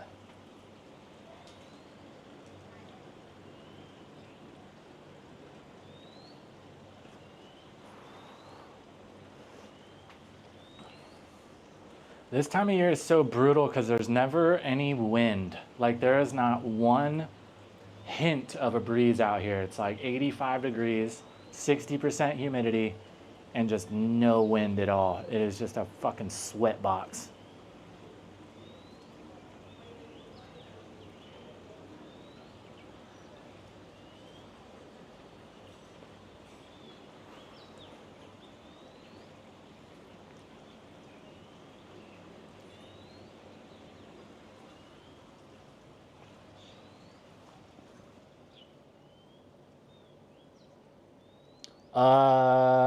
Jay, I think I can see that. The Muay Thai goal is to go to one championship, Friday night fights, in at Lumpini Stadium in Bangkok. One championship's like the kind of like the UFC of Thailand or Asia, really, if you don't know.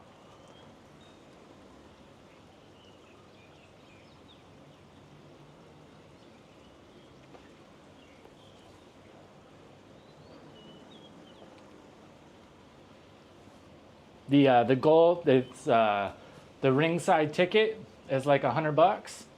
So the rest of it is for hotels, my ride up there. I'm not sure if I would ride the bike up there. I don't think so. It's just kind of far, and I hate riding on the big ass road because everybody drives like fucking maniacs. And I have to pay the YouTube fee, you know. I only get 70% of everything.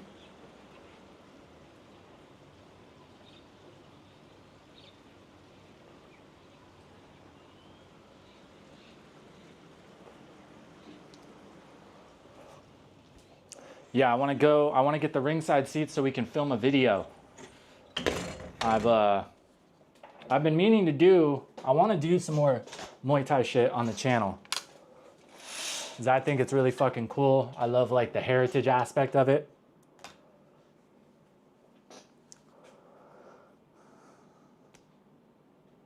I sing in my car. What's going on? Been in Bangkok for a month. Absolutely love Thailand. Got my DTV. Thanks for the vids. I enjoy them. Thank you for watching. I'm glad you like the videos.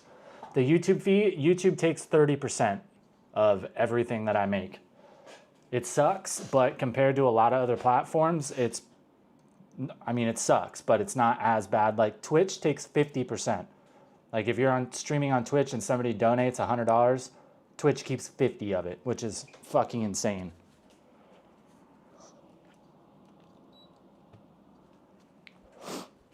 That's why a lot of the time, if you guys do want to help donate to the channel, that's why I always put the buy me a coffee in there. Tuna on white, no crust, right? I always put the buy me a coffee in there because they don't take as many fees. I think the buy me a coffee fee only applies when you withdraw it, and I think it's only like 2%. So it's a lot better. For ringside at Lampinia, says Jay with the 5 bones. Thanks, brother. We're getting there. We're about a quarter of the way there. That's what I'm talking about. Jeff Bezos ruined Twitch. Yeah, dude, don't get me started on Twitch. There's a whole, not even just the fees, but there's censorship. It's fucking ridiculous. Like the moderators at Twitch obviously have an agenda. And I think if you're gonna, their big thing is hate speech.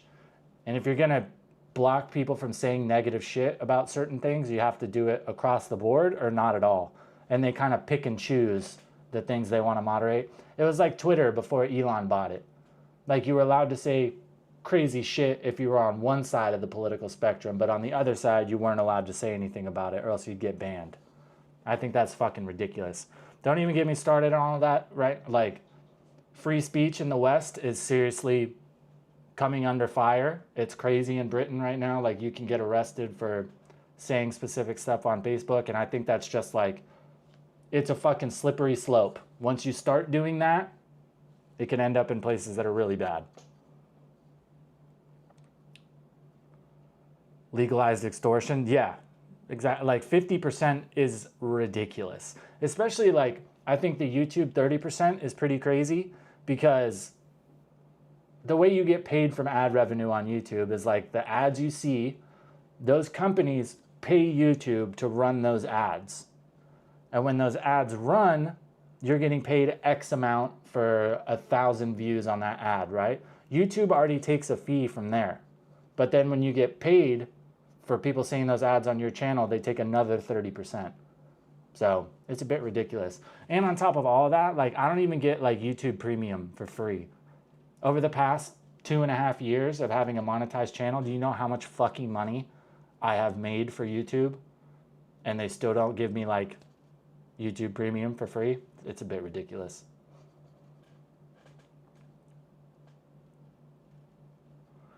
Kick is kind of better on the censorship. Yeah. The only thing with Kick is like, it's just, if you don't already have an audience that you can migrate to Kick, I feel like it's pretty hard to build an audience just because there's not, compared to everything else, there's not a ton of viewers on Kick. I mean, YouTube is crazy. YouTube gets like, I want to say it's like 20 billion views a day or something like that. It's insane. So I think it's much easier, like if you can build an audience on one of those platforms and then if you can migrate them over to Kick, cool.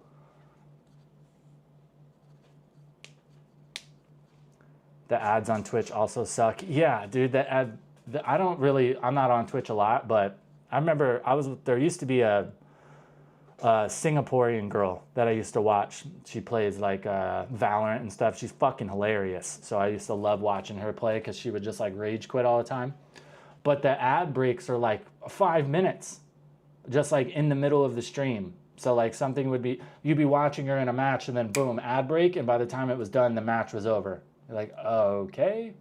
It's a bit ridiculous. The only thing I do like about Twitch is like the stream interactions, like all the cool widgets and stuff you can use where like the streams are a lot more interactive for the viewers. I like all that shit. YouTube has gotten better at it, but it's still not quite, it's not as good, period. Can't live without YouTube Premium. Yeah, people like trip out when I tell them like I don't have YouTube Premium. Not like the ads don't really bother me that much. It's just like the principle, It's like, dude, you guys take 30% of all the money I make for you every year, and you can't give me shit.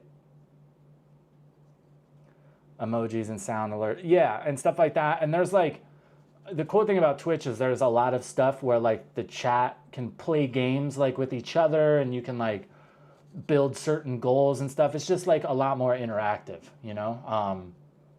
Minus like YouTube where it's like, yeah, you guys can type and talk to each other, but you can't like stimulate, I guess is the word I'll use, even though that's not right. You don't have as much influence over the stream itself,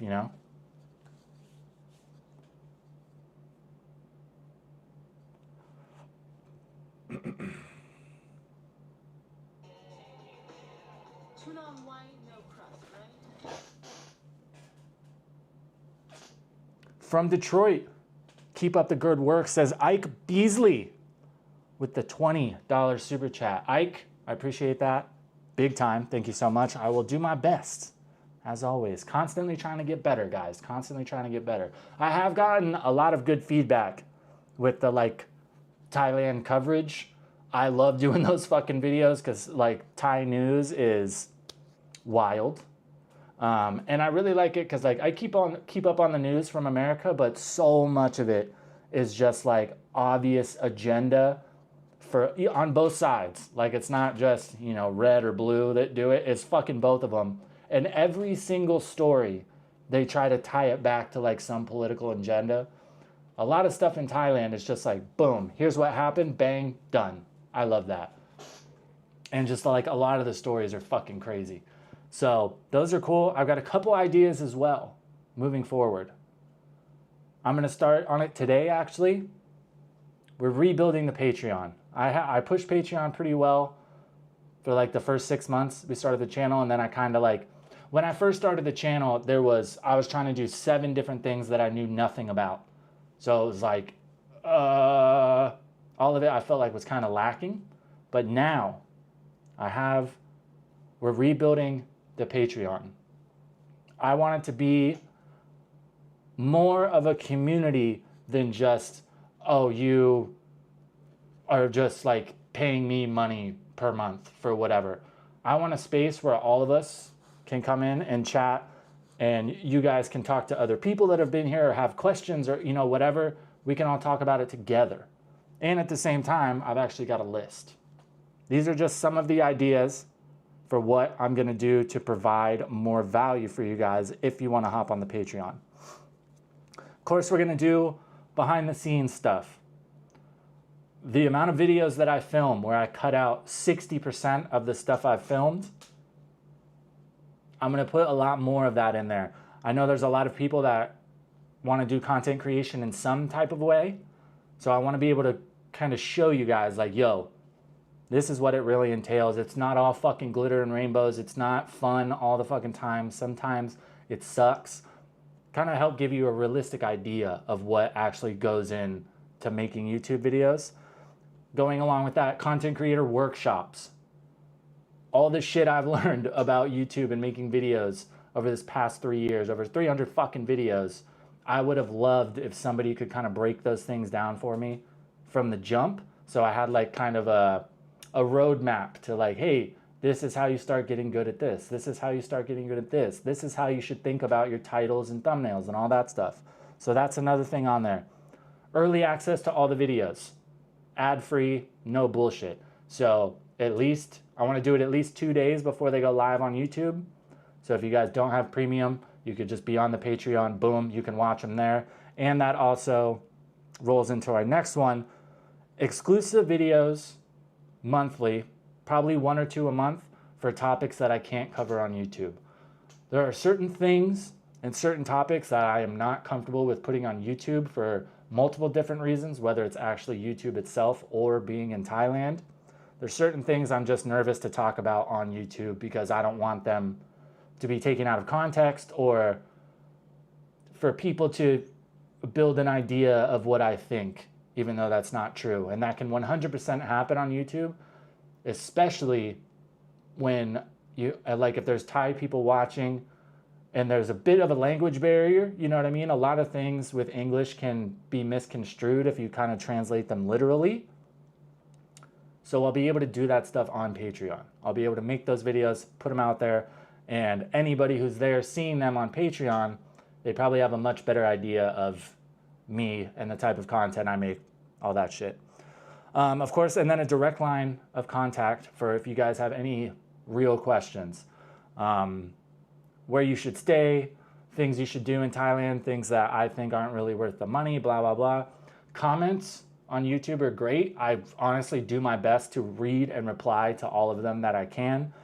But the way YouTube sets up my comment notifications, when you guys post the initial comment, when it's just like that, I'll see it pretty much every time. I can reply to that. But when it comes to like actually having a conversation about whatever, I don't get notifications if you reply to those comments. I only get them for the initial comment. So if you have a question, I answer it and you still want to know more, if you reply again, I don't see that. So Patreon will make it much easier for you guys to post that shit in there. Other people will be able to comment on it. I'll be able to comment on it, all that shit. And then Patreon only live streams. That's another one where we'll be able to get away with a bit more. Everybody will have access to them afterwards if they actually miss the live. Here on YouTube, it's kind of weird. People don't really get notifications for the live, especially once you're not live anymore. So we'll be able to do that as well. That's all I've got right now. Those are kind of the core ideas. And as we go forward, of course, we'll be able to build more from it. And initially, I'm thinking $5 a month. If you guys pay $5 a month, I get like $3.50 of that. It doesn't need to be anything crazy. And then I'll have higher tiers with some other perks if you want to contribute a bit more. But $5 a month will get you at least access to all that stuff and probably some more stuff going forward. So keep an eye out. That'll be a thing. It's not ready yet, but coming soon. Coming soon, boys. And of course, if you guys have any ideas of stuff you would like to see, or maybe you're in somebody else's Patreon and they have some stuff that you enjoy, let me know. When I see Thai news, it's like foreigners behaving badly. Yeah, that's a lot of it. And I like sharing that stuff because, one, it's kind of funny. Most of the time, like, I love laughing at dumbassery, especially because I've been on the other side of that and done plenty of dumbassery myself. So I kind of have a context of like what it takes to actually get to these places. So I think that's really funny. And I also feel like I'm doing a bit of a service to Thailand by sharing those. And like, if people are planning on coming here and being assholes, if I'm constantly like, look, you do dumb shit, you're going to get arrested. You do dumb shit, you're going to get arrested. I think that's good to kind of get that shit out there because it's definitely happening more now. The thing about it too is that some of the news sources are not a lot of, but there's quite a few news sources in Thailand that are aimed at foreigners. So that's what they talk about. If you get into the more Thai news, the stories are a lot different.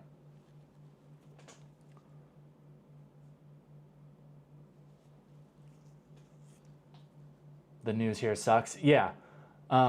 If you guys, if you haven't yet, check out Ground. It's Ground or Grounded? Let me check. I'm pretty sure it's Ground News. Yeah, ground.news.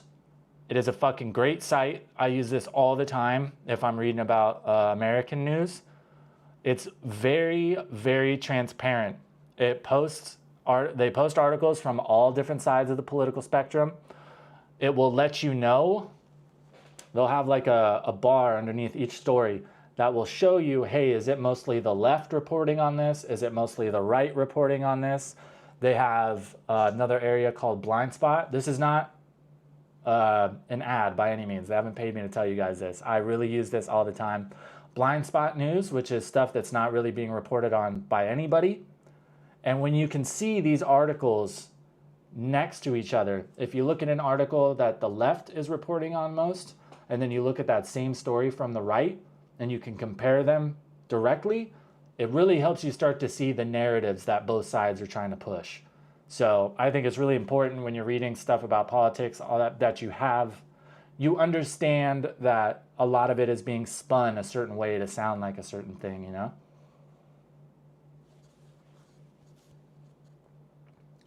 Only reason one of the 5 banks I contacted was going to set me because my wife went to elementary school with the daughter of a woman who managed the bank. Jesus.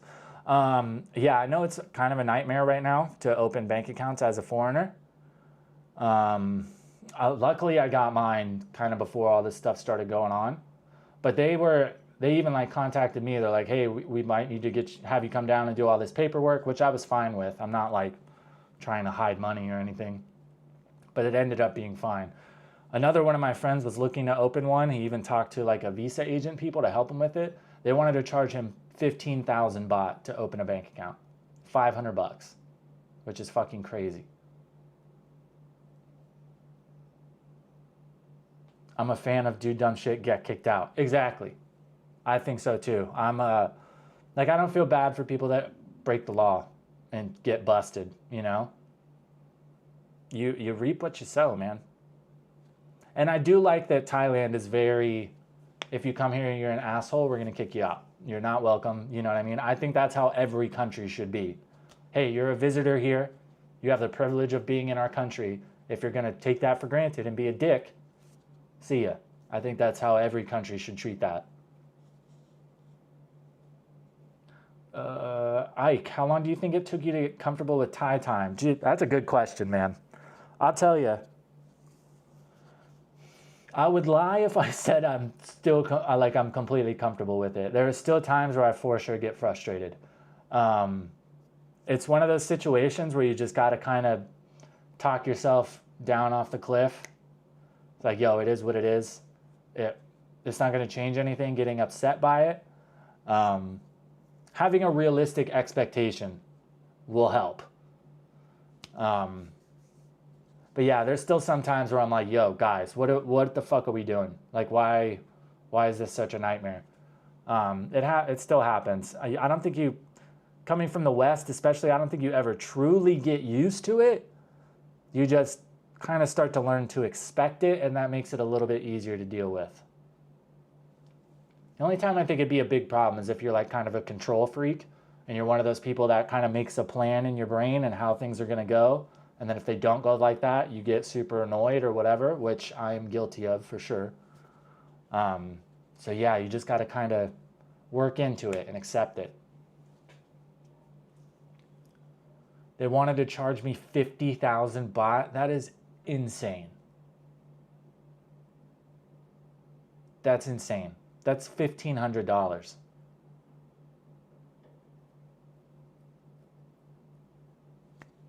I had to go into my bank twice a couple months ago to review my paperwork and AIS contract. Yeah, they texted me saying that I needed to do some type of paperwork, but I was like, I don't think so, man. Like, I filled out all kinds of stuff. I remember signing my declaration that was, you know, telling America, hey, I'm here and I have a bank account here as well.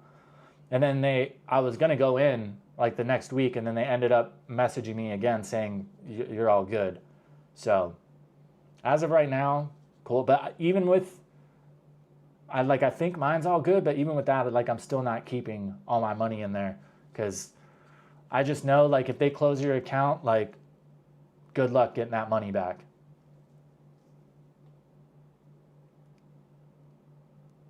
Think the agencies are taking advantage of the bank and being more strict on accepting new. Yeah, the agencies are for sure trying to make their money. But I mean, it goes all the way down. Like, if it's at the point where, like, these bank workers are putting themselves at risk by opening these accounts for people when maybe they're not supposed to be, I can completely understand. But if it's not that and people are just kind of capitalizing on it, that's kind of shitty. But dude, a lot of things in Thailand, that's the name of the game. Like, you got to pay to play a lot.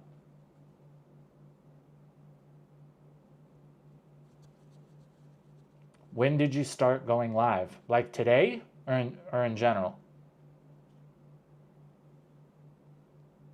My AIS contract was under my girlfriend's account, so I had to switch it under my name. Yeah, that makes sense. From everything that I saw, that was that was what they were worried about. It's like your SIM has to be registered to your account and the SIM has to be under your name.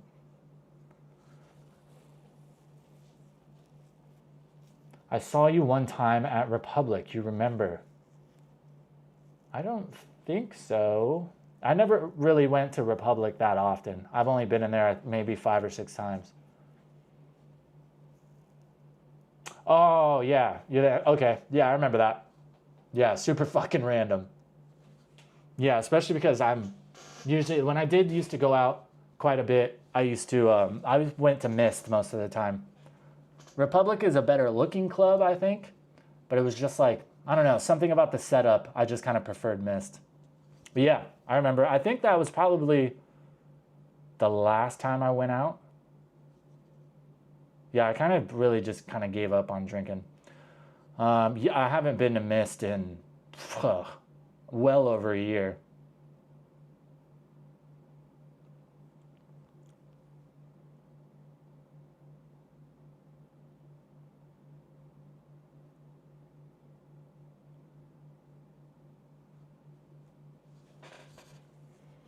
Republic is number 90 in the whole world.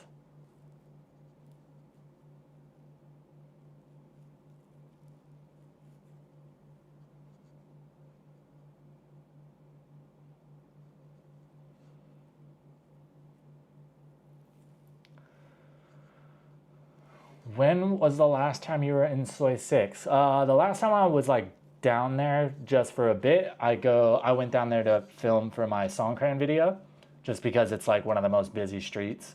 But I haven't gone down there to like party and fuck, dude. Probably like a year and a half. I used to go down there quite a bit because a lot of the people I met when I first got here were managers down there, and they were like, I know a few of the guys who were American, so like we were kind of like, I would go down there to kick it with them. But then it got to the point like a bunch of them got fired or whatever. They've gone on to other shit now, so I don't really know anybody down there anymore. So it's not like I'm not really motivated to go down there.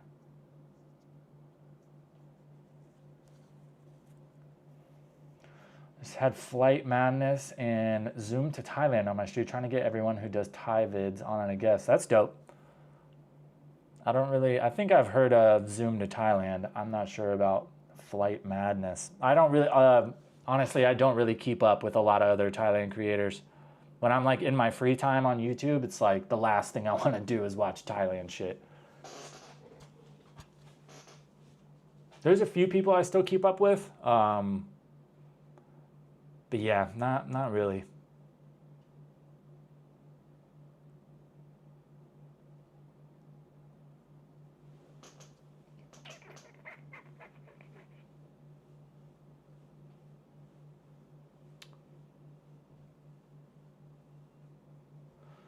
Do you know Chocolate Man? Yeah, I've met him a few times. We aren't like homies by any means, but there's been like some meetups where he was there.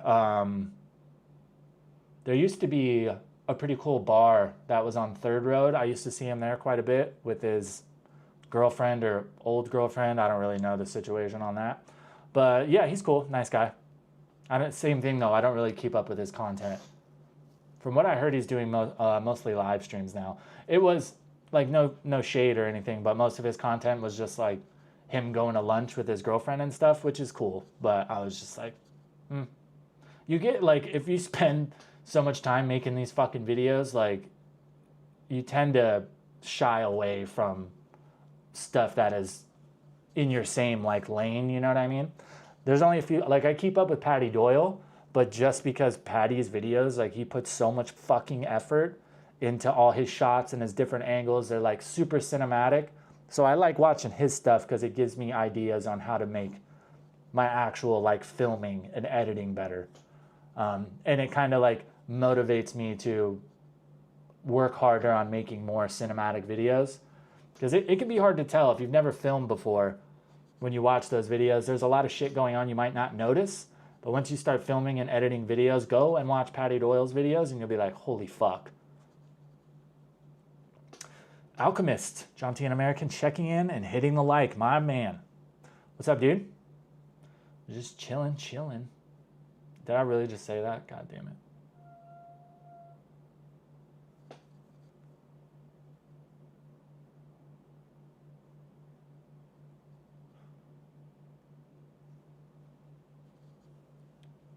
Oh, you're one of the people who made me come here. That's nice, man, nice. I've had a few people, like when I'm out and about, approach me and say that, and they've like led with that, and I always get like kind of nervous initially, because it's like, oh fuck, like do you not like it here or something? But it's never been like that, but I'm always like, was that a fuck up? Should you not have done that? I try my best to be transparent, you know, and let people know like nowhere's perfect, but there's trade-offs. There's things that are better here. There's things that are better back home. It's just like what's important to you, you know? I know plenty of people that have come to Pattaya especially and been like, fuck that place, which I kind of understand.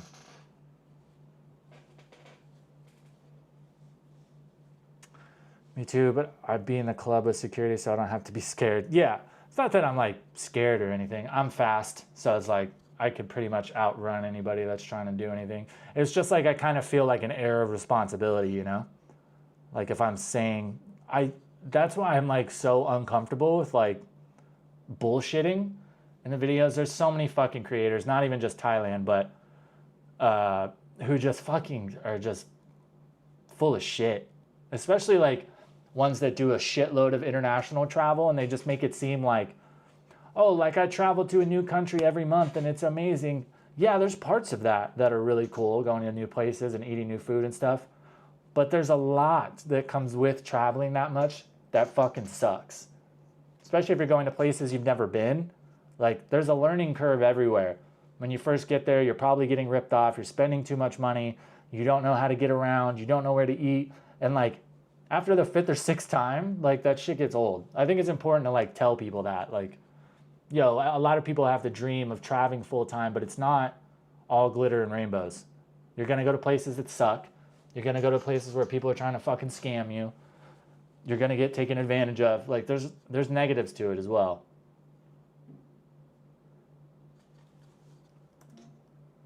Hello? I'm getting a text message from Lotus. What the hell? I gotta use the restroom, guys. I'll be right back. Drank too much coffee.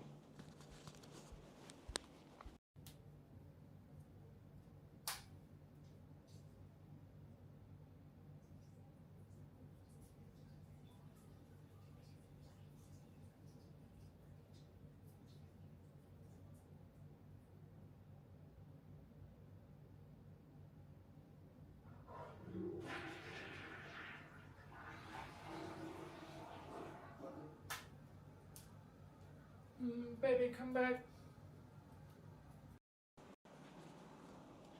It's either fucking feast or famine with this air conditioner, man. It's like a new one, so it works so good. It's either freezing in here, or like my toes are fucking cold, or it's hot as hell. Stevotropics, what's up, dude? Yeah, finally got a fucking haircut. Speaking of like running into people, one of the things that I still have to get used to about like making videos and fucking being all over YouTube is like people that I've never met before will come up to me and like say something that has recently happened in my life, or like, you know, whatever. And like, I kind of forget initially that, oh yeah, I talked about that on YouTube. When I got back from Cambodia the other day, I went into a 7-Eleven to buy a pack of cigarettes. And as I'm like getting my stuff, I turn to walk out and there's a guy behind me and he's like, finally got a fucking haircut, huh? And initially I was like, what the fuck? Like I was like, thought I was about to get into a fight. But I forgot that I had posted on Instagram, like while I'm getting my haircut, like I posted a story that was like about fucking time, like something like that, about time, idiot, or bum, or whatever. That shit still like takes me some time to get used to. Or like when I moved, I'd have people like, there was a couple people I ran into, and most people would like, when I run into them, like initially they kind of lead with, hey, I watch your channel. And then I'm kind of like, okay. But sometimes there's been people who like lead, they just walk, they're like, what's up, man? How's the new condo? And I forget for a second that I just like made a video about that. Yeah, and I'm still not quite used to that. I'm not a celebrity by any means. But it kind of comes in waves. There's like certain times a year where I get recognized pretty frequently. Other times, not so much. It like goes up and down. It especially happens in Jontienne, because I think I've talked about Jontienne so much and filmed down there so much that, you know, people expect me to be around there. I'm pretty easy to recognize, I feel like, too. Most of the time, like, I've only had like 1 or 2 interactions where it was like kind of uncomfortable. There was a guy one time I was out to dinner with a girl, and like he walked up and like said hi and everything, which is cool. And I forget what he wanted. He like wanted to talk about something. And like I'm sitting down at dinner with this girl, and he just like pulls a chair out and like sits down and just like wants to bullshit. And I'm like, yo, kind of uncomfortable, bro. Like if I was sitting there by myself, okay, like understandable. But like I'm obviously here with somebody, and he just sat down. Some people just don't. Me, I'm like always super conscious about like, am I being awkward or am I being intrusive, to the point where it's like a bit ridiculous sometimes. I worry about things that are not a thing. But some people are the complete opposite of that, and there's just like no fucks given. Yeah, I think that time was the only time where it was like kind of awkward.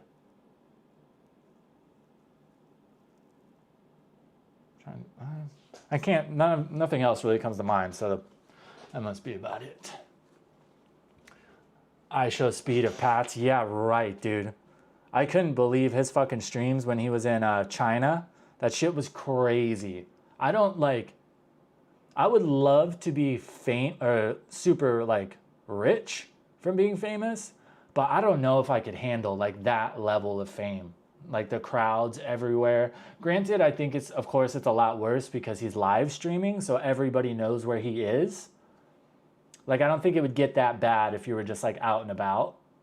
I don't think you would have that many crowds of people, but I could not imagine like having to deal with that. And like, there's clips of him like he's at dinner somewhere and they got to like lock the whole restaurant and there's hundreds of people out there like pounding on the door.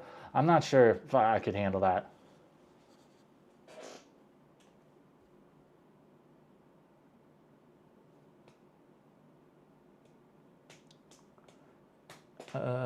Never take a seat unless offered to in general. That's just right. That's kind of how like I am. Like there's like, especially when I first got here, there was a bunch of creators that I had been watching for a long time. And if they were like out and about doing something, I would introduce myself. Hey man, watch your videos. Big fan of the channel. It's good to meet you. I'll hit you up on Instagram or something like that. And then bounce. You know what I mean? And 99% of the time, that's how most people do it. But every once in a while you get somebody that's just like, or they'll just kind of hammer you with questions. I did have one guy in Bangkok who just like wanted the full breakdown on like how to make YouTube videos, like right then and there. And I'm like, dude, it's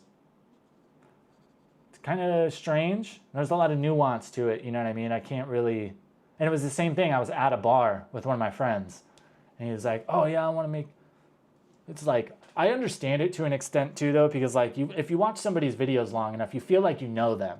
I'm the same way. It's like if you watch somebody, you do know them to an extent, but you got to remember that that creator has never met you before. You have no idea who you are. So it can be easy to kind of forget that dichotomy, you know? Never know who is real and reality fades. Sounds like a fortune cookie. I want to say I agree, but I'm not really sure what you mean. Kevin W. What's up, bro? YouTube takes a lot of effort. People think it's easy to make good content. Right. If you want to be like, there's certain things that you can kind of just stumble into. And I think there's like not a lot of creators, but there's a few that have had really big success because they just kind of stumbled into something that people really resonated with. But if you're going to try to like build something and grow it naturally, like from the bottom, it does take effort. You know what I mean? And it's just like anything that's like a creative process, it's really easy to get burned out. You know, I've got over like 350 videos now. I could just rinse and repeat. I could just keep remaking all the videos I want to, like I made before, but that gets fucking boring. It's not like, I want to make YouTube videos because it's fun and I can make money doing it. Not just because I can make money doing it. You know what I mean? If that's all I was worried about, I would just get a normal job.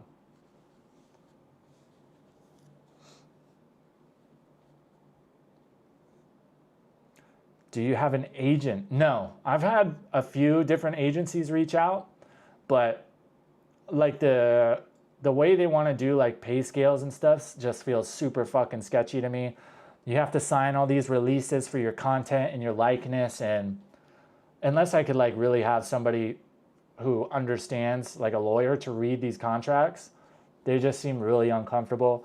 There's like been a few that they're going to take a percentage of your ad revenue, but they want you to release all your ad revenue to them, and then they take 20% and give you the rest. And like, that seems fucking sketchy to me. I'm not gonna send my checks to you and then hope that you're paying me what you owe me. The biggest thing I've asked, I probably get like one a month now that email me and ask to like become a part of their agency. And now the main thing I ask now is just what can you do for me that I can't do for myself? And a lot of them really can't answer that. Most of them are like, it's just, oh, like, we'll have an editor and no. It's like, yeah, but I already do all that stuff myself. And they're like, oh, we're going to share it to all these places. I'm like, yeah, but I can do that myself. And that doesn't really seem like a lot of them have anything to offer, really. They just want to take like workload off you. And I've got plenty of time to do what I'm doing. Like, I'm actually going to kick it up a gear because I have more time that I could dedicate to making videos. So it doesn't really seem like, none of them have ever been like, hey, we can do this and this is going to help you grow because, and you won't be able to do this yourself. I haven't heard anything like that. So it hasn't really been an incentive to do it.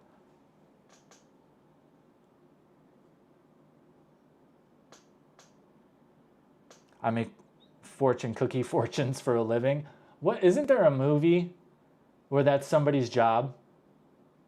What the fuck is it? I think it's yeah, I'm pretty sure that's a thing. So they're like, what do you do for a living? It's like, oh, I make, you know, those little cookies with like the fortunes in them. I write those. And then like the way he talks throughout the movie, everything he says sounds like a fucking fortune cookie.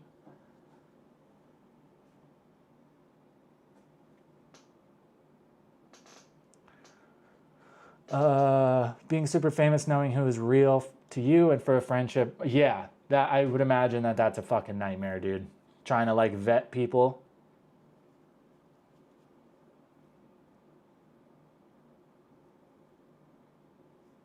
If you ever sign a deal you don't want, change your name like Prince did, right? The biggest thing that like, because I had one that I was talking to for a while, and somewhere in their contract it was like, essentially if you sign this contract, they own the right to use your likeness and branding in perpetuity. So for the rest of my life.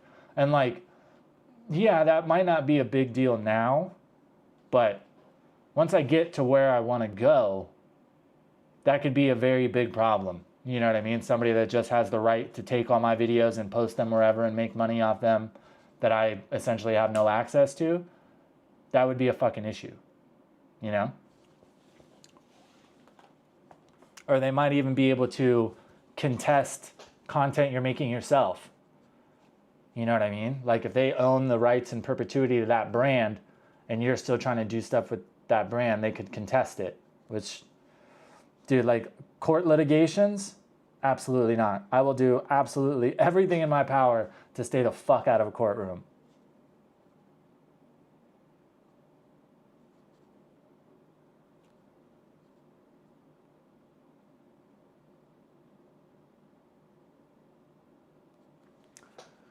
Dodge some bullets. Yeah. Luckily with my history DJing, I got a lot of that too. So I've kind of seen all that stuff before.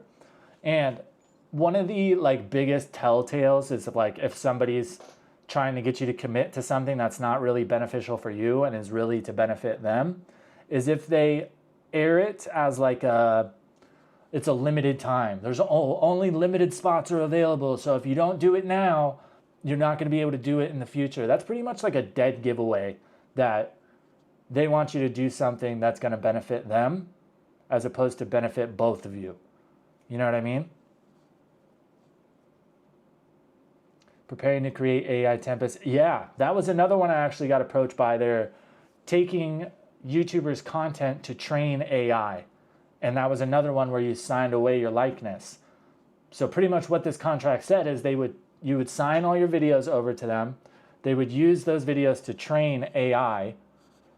And then since they own your likeness, they can use that AI to make videos of what I'm assuming would be somebody that looks like you. So it's possible that in the future, there could be videos coming out that are AI generated, but they look and sound exactly like you. and they can make whatever type of fucking videos they want. I'm good on that. Like, yeah, it doesn't seem like a big deal right now, but imagine 10 years from now what they're going to be able to make with AI likeness. You know what I mean? So they can make a channel that's all about like white nationalists and have me on there as a spokesperson. You know what I mean? And then if I'm on another channel somewhere, now these videos are coming out and people think it's me saying that shit. Fuck that.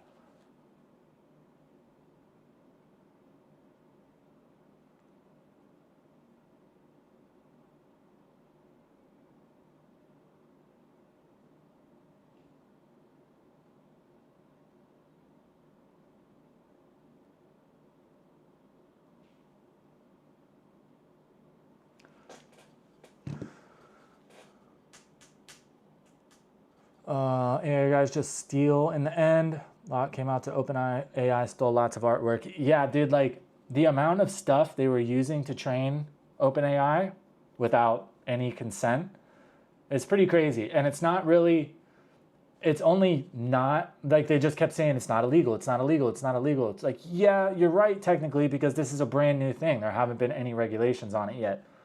But you would have to agree it's unethical. Like they used, what do you think they used to train like all the ones to make like AI avatars? 100% they use YouTube. So all these YouTube creators, their content and their likeness is being used to train AI without their consent. Seeing Google VO, yeah. Yeah, so there's like certain aspects, I think, of like video, like entertainment stuff that AI will be able to slide into and people can have success with it. But I've had people ask me about it on YouTube, like, oh, like content creators and influencers are going to be a thing of the past because of AI. And I just don't really buy that because most of the people that follow content creators, yes, like a piece of it is the content that they're making, but most of it is you enjoy that creator's personality or their humor or something. You enjoy the human side of them. And I'm not convinced that AI will get to the point where it can have charisma like a normal person can.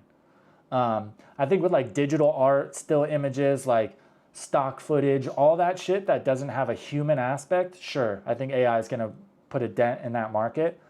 But when it comes to personalities, I don't really think so. And I think there will be AI personalities that will be able to fit into that, but I don't think they're going to be so successful that humans won't be able to continue doing that. You know what I mean?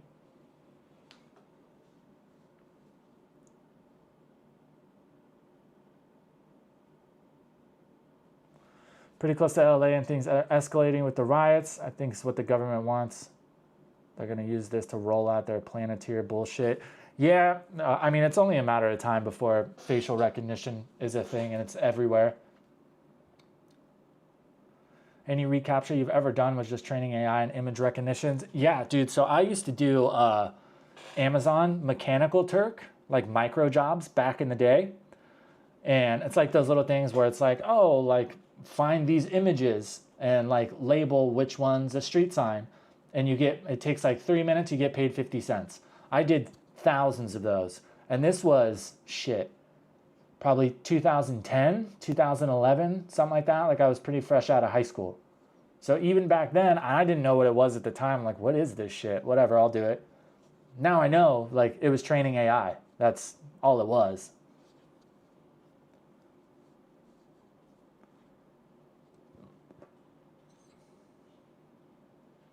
Animation industry in LA has been decimated by AI. Yeah, so like stuff like that, I think like digital artists, there's going to be a big part of it that gets overrun with AI shit. Pretty much anything that doesn't require a human personality. And I mean, I would argue even with art a lot of the time, there's still like, you know, high level artists, they have their style, and like certain artists you can look at an image and be like, this is this artist. And I think there will still be a space for those people, but it's going to be much more competitive. I think anybody who's like got a degree in graphic design and, you know, worked in corporate America, like making flyers and stuff for companies, they're going to be in trouble. Any type of like web design, they're in trouble. So it's pretty hard. Yeah, well, the thing about it is like with AI slop, I think there's going to be a lot of it out there, but especially on YouTube, I don't think it's going to replace like actual content creators. I think it will replace certain types of content for sure. Like the faceless list videos and all that shit. I've always thought those were like kind of soulless and boring anyway. But now you can make those with AI and it's super fast. So I think people that are doing that might be in trouble, or they're going to at least need to pivot. But everybody who like uses their likeness and their personality as one of their selling points for their content, I think they're going to be fine.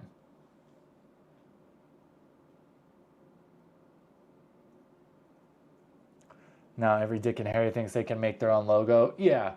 And I mean, you can to an extent, but I still think there's like, just like there is right now, I still think there's going to be levels to it. You know, like AI is only going to ever be able to be so creative because there's a humanity point, especially in art. You know what I mean? Some of the things that we find attractive or styles or whatever, they can't really like be explained why we like that or what makes it unique or what makes it stand out. It's just like a part of humanity. That's why art, I think, is such a big deal that not a lot of people seem to think about. Like art is a huge pillar in like humanity.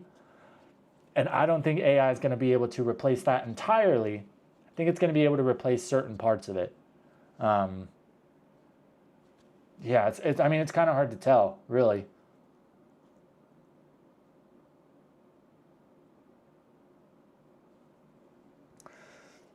CEO of Anthropic, one of the world's most powerful creators of artificial intelligence, said that AI could wipe out half of all entry-level white-collar jobs. I totally believe that too. But the thing about it is like anytime there's some type of new technology that comes into an industry and reshapes the industry, initially a lot of people lose jobs. But at the same time, it also creates jobs. Like think about like automation in automotive factories. Initially, that put a lot of people out of the job. Like there was people that were steel stampers and all that stuff, and then the machines come in and they could do it automatically. So initially, he's out of job. The first generation kind of gets burnt. But at the same time, that also creates other jobs most of the time. And I think that's going to for sure be a thing with AI too. At some point, I don't think AI, at least what we see right now, is ever going to be able to just do its own thing without human intervention. At least for like our generation. I think it's very possible in the future you could have AI training AI, but I still feel like there's going to have to be some type of human input.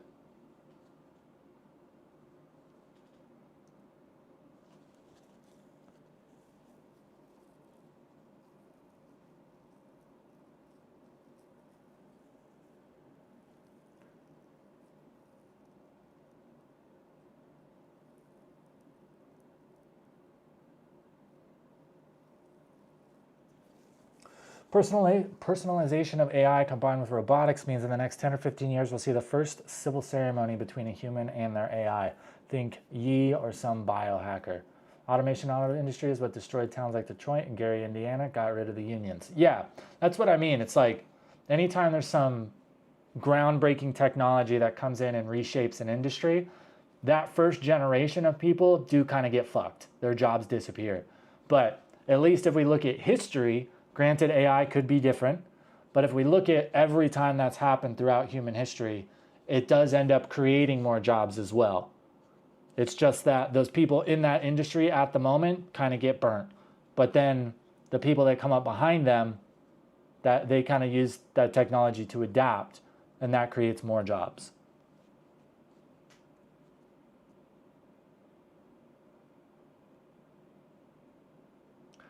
Bill Gates says AI will replace doctors, teachers within 10 years and claims humans won't be needed for most things. I don't think I buy that. Just because I think there'll be a lot of things that can be replaced with AI, but there's certain things where like they just need a human touch, especially like teaching is a great example. My mom's actually a teacher, and the teachers that have success and the kids that learn well in certain classes is because of the teacher. A teacher is able to like look at kids and have experience with them and come up with ideas to how to reach those kids better. I'm not sure AI will ever be able to do that. Doctors, I don't really, oh man, that one's kind of hard to say, because I think the only way it could replace doctors is if robotics get so good that they can use AI to do checkups or do surgeries. And right now we just don't have that. Like we still need human hands for surgeries a lot of the times.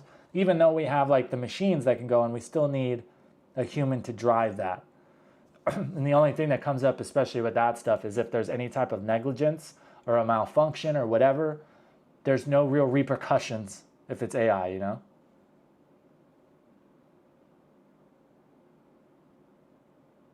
Yeah, Bill Gates, like if you dive into Bill Gates, he's a fucking tool. From truckers to teachers. Truckers is another one where I don't ever see that happening, just because the consequences, if there's an accident in a truck, are so great. It's just, I don't think trucking companies are going to be willing to put that all in the hands of a robot. Unless there is just a major change to infrastructure across. The only way there will be able to be self-driving trucks is if every other car on the road is self-driving, and they can all communicate with each other. They can communicate with the road, and where they're, there's going to be stuff needed to monitor the weather, whether it's raining, if it's snowing, or if there's wind. Like there's just going to have to be so much other infrastructure for that to work. I don't think that's going to happen in the next 20 to 30 years, especially.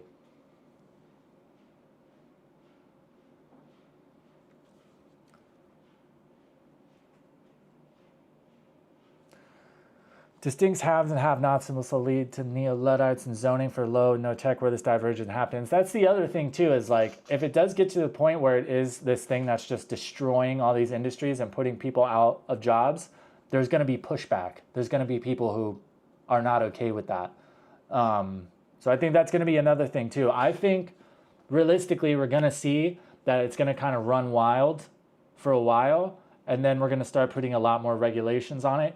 Hopefully it just doesn't get to a point of no return before we start saying like, okay, we gotta keep reins on this. And there are quite a few people already who have been involved in AI programs and have now left, that are like speaking out and talking about the possible negative implications as well. So as long as we can kind of rein it in and make sure we're going to guide it to where we want, and we're going to understand what that's going to do in those places where we're using it, we'll be okay. But if for the next 50 years we're just like, yeah, develop whatever and just let it do anything, I think that could get bad quick. Atlanta already deployed mass fleet for self-driving. Yeah, true, but a self-driving car, like a taxi, is much different than a self-driving truck. It's just, there's so many more variables to driving a truck, and I'm not sure, at least with AI right now, and honestly with even in 10 years, I just don't think it's going to be to the point where these companies are willing to risk that, as opposed to hiring a driver with a good safety record. See Terminator, RoboCop. I definitely see the RoboCop future. That on policing and militarily, that's where it gets pretty fucking gnarly. I'm gonna use the restroom. I'll be right back.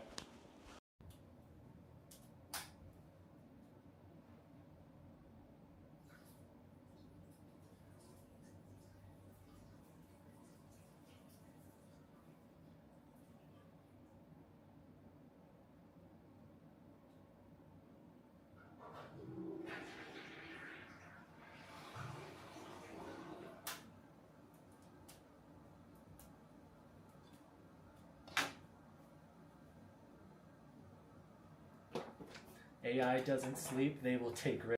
Absolutely.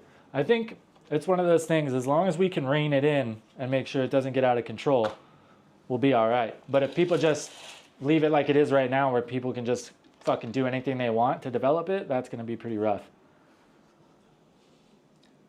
AI's Pattaya is already planning on deploying AI facial recognition drone yeah, I know they're already doing it. They're doing it through like a lot of CCTV and stuff. They're using it to, I don't think they're using facial recognition right now, but they're using it to recognize possible crimes. They've trained the AI, they've fed it a bunch of videos of like people getting in fights or like cars driving erratically or motorbikes driving crazy. They fed that to train the AI, and now the AI is watching a bunch of different CCTV feeds, and whenever it sees one of those things, it'll pull it right up for the police so they use it to monitor hundreds of different cameras at a time.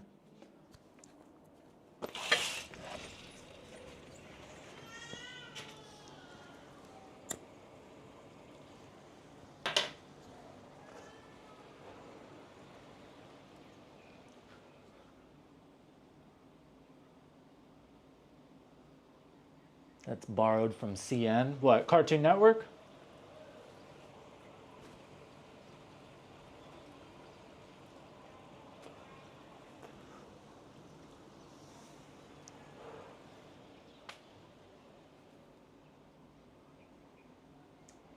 A wanted list? Yeah, exactly. I think there's just, with certain things when they're using it, there just has to be some type of human interaction with it.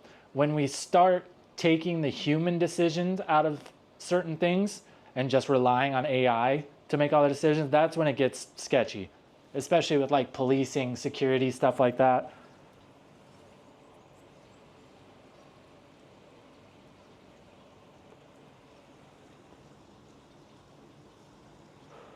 It's one of those things where I think Hollywood can have a lot of influence. If some people start really thinking about it and start like making movies or shows about like what the possible implications would be if like we take the humanity out of a lot of the world, that can kind of help show people like, look, this is possibly how it can end up if we're not paying attention to what we're doing.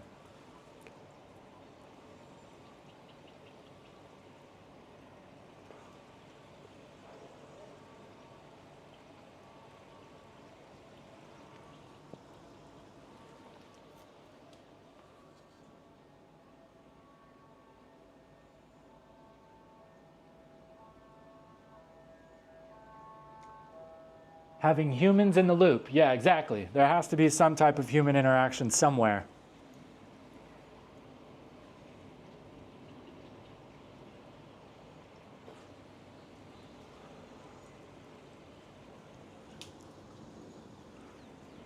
I mean, that's like another thing with some industries are disappearing, but it's also creating industries as well. Like in the next 10 years, I think like AI trainers, like freelance people that will go into companies and show them how they can utilize AI to optimize whatever it is they're doing. That's going to be a new job that comes up.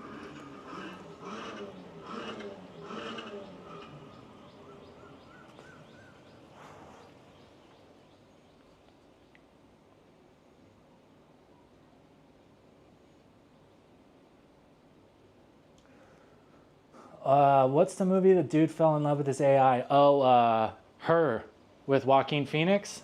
That's a fucking great movie. Sad, but very realistic. I could see that happening for sure. AI companionship, 100%.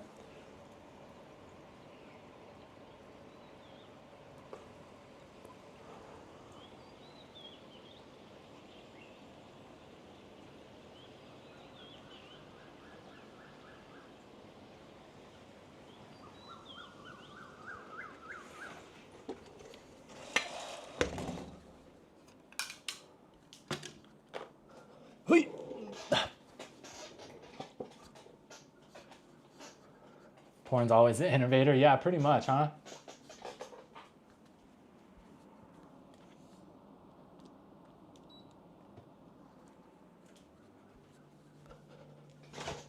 Yeah, I think a lot of it really depends on robotics as well. I think if robotics makes some crazy leaps in the future, that's when AI is going to get really crazy.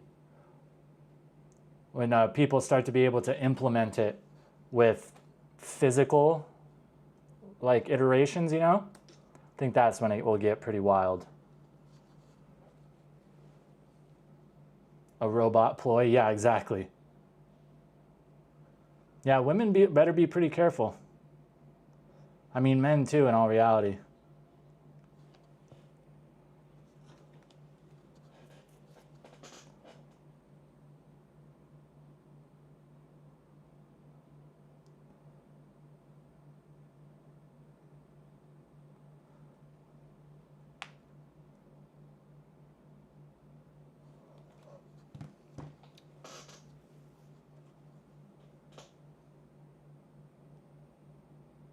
When is Tempus AI? I actually already trained like it's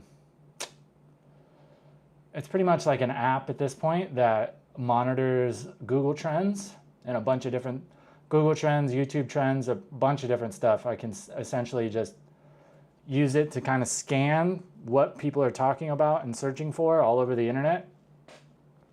That's what I actually used for the video about that fucking Israeli chick here that was yelling at the people in the restaurant. That's how I actually found out about that as soon as it was like breaking. I watched that video within like an hour of it being posted. Now it's just to the point where I'm just adding more stuff to it. Like I just put TikTok in there as well. So I get trend updates on pretty much everything.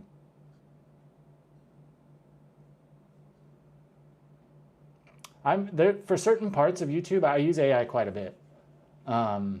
It's still like, it's not good enough where you can solely rely on it, but it's like, I use it for quite a bit for like storyboarding. It's amazing for like brainstorming, but there's still, at least right now, there's still quite a bit you have to be able to do yourself to really get it to like the final point.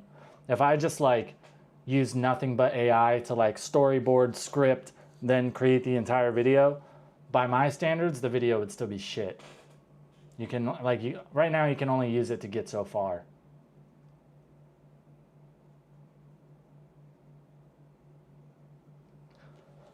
Do you think dedicating time to shorts is important?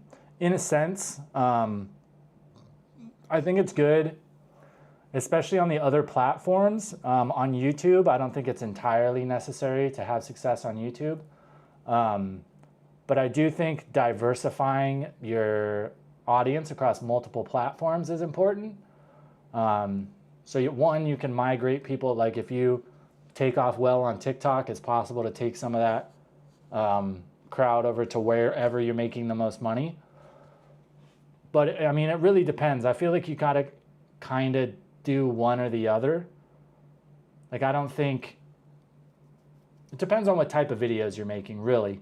But like for what I do, cutting my YouTube videos up into shorts and then putting them on Instagram or wherever, they don't do particularly well. Just because the format is different. People are looking for different types of content on every platform. Even if you have stuff that's working well on Instagram, you take it to TikTok, it might not do very well because people are looking for different things with different platforms, you know?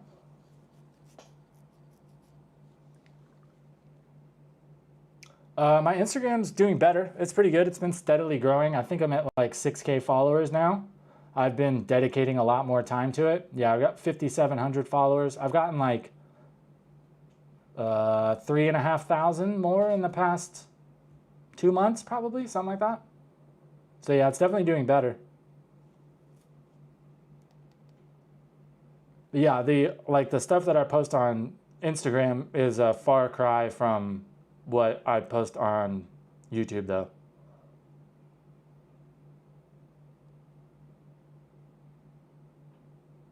But I've definitely been focusing more on trying to grow on every platform. Just because, and it's good too if, like, God forbid something happens and you get banned on one and you don't have a following on anything else, you're fucked. So if you at least like migrate, that's why I like mentioned multiple times on YouTube, like go follow my Instagram. It's not only do I post different stuff, but God forbid something ever happens on YouTube, I can create another channel. And if I've got most of my audience on Instagram, I can be like, hey, new channel, go subscribe. And you'll at least get some of those people back.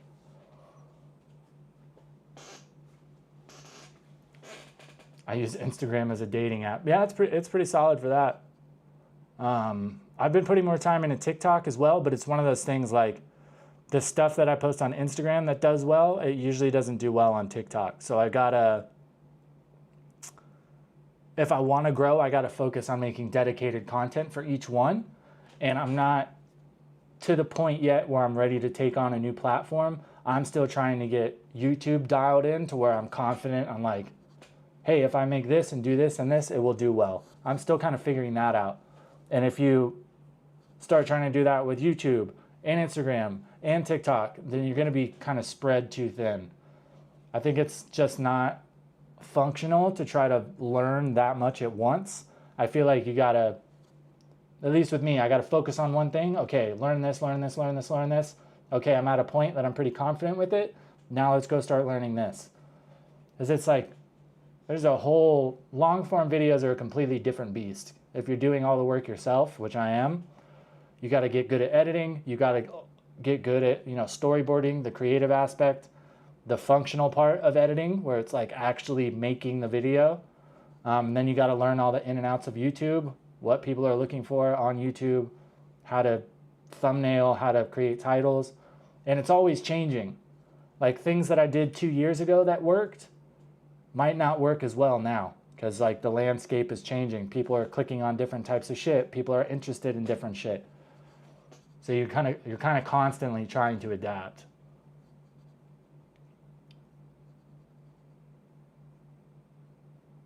Excellent. Sloan Waldy, thank you for the sub. Excellent.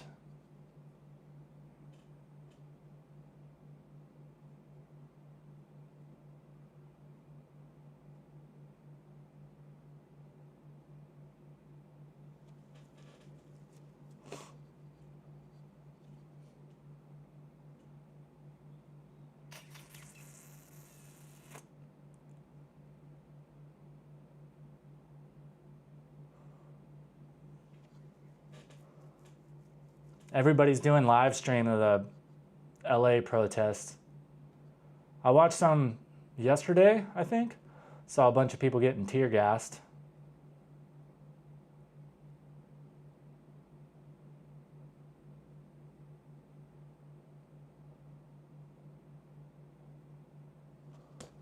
Somebody just left the content on the border dispute video I made. They said Thailand equals Greece, Cambodia equals North Macedonia. That's it, folks.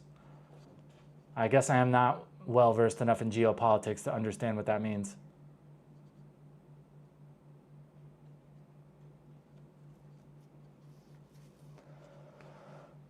Notice more creators are doing live streams and putting ads on their live streams. Yeah, that's for sure a thing.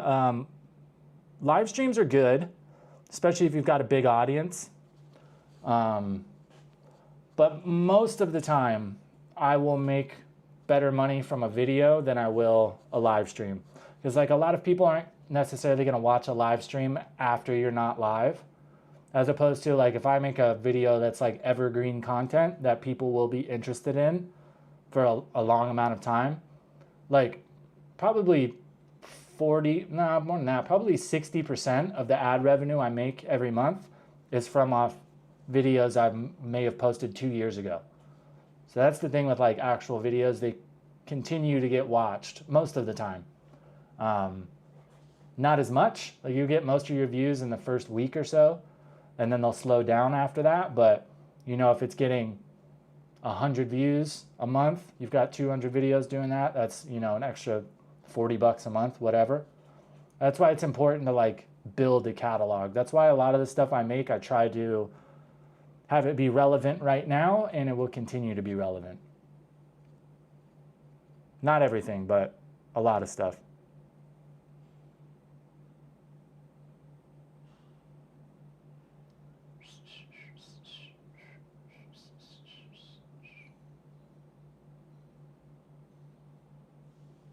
What the fuck is that?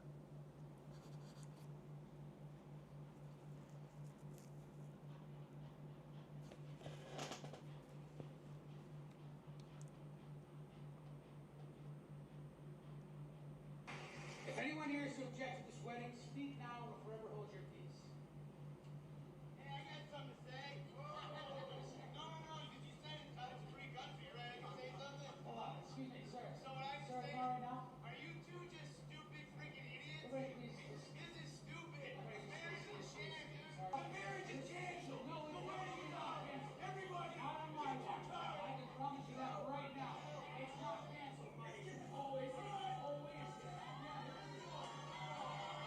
Okay.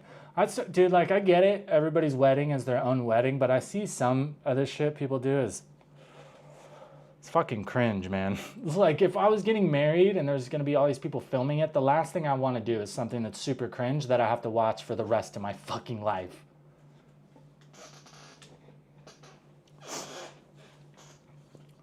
What do you think of Trump and Elon fallout? Dude, it's hard to say. I think there's at least some of it that is Elon trying to backpedal because he's probably tired of the repercussions and like his company's taking a hit because of it. So I think it's him trying to like save some face with, you know, the whole thing, trying to kind of separate himself. Because I think he probably realizes like, yo, even though I did this and now I'm not doing it anymore, now if I stay where I'm at, I'm going to be forever connected to this. So I think he's kind of trying to like roll it back a little bit so people might stop fucking with him. But I mean, it's really hard to say. Maybe he was in there and he saw some stuff that we don't know about. Dude, it's hard to say. With all those people, whether it's politicians or CEOs or whatever, you never really know when it's actually them talking or when it's, you know, business them talking. Is it like a lot of people get to those points because they are good liars, especially with politicians. So even times when they're being earnest or it seems like they're being honest, you don't know if they've got a fucking agenda going on. And a lot of those people, big CEOs, politicians, they've got a whole fucking team of people behind them that are all, their whole thing is how do we get people to believe what we want them to believe. You've got 20 very intelligent people sitting in a room thinking about, okay, we need people to believe this, so they do this and this, and they're all brainstorming on how to do that. They come up with some pretty fucking good ideas. So it's hard to really tell.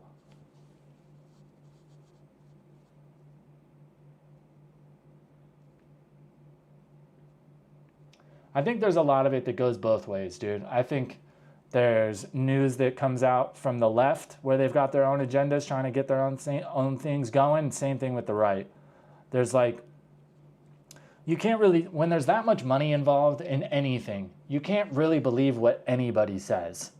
Because it's like, there's all an ulterior motive. It's all about them keeping their image or keeping their company going or getting reelected. You know what I mean? It's like, I feel like we rarely see what these people really think all across the spectrum.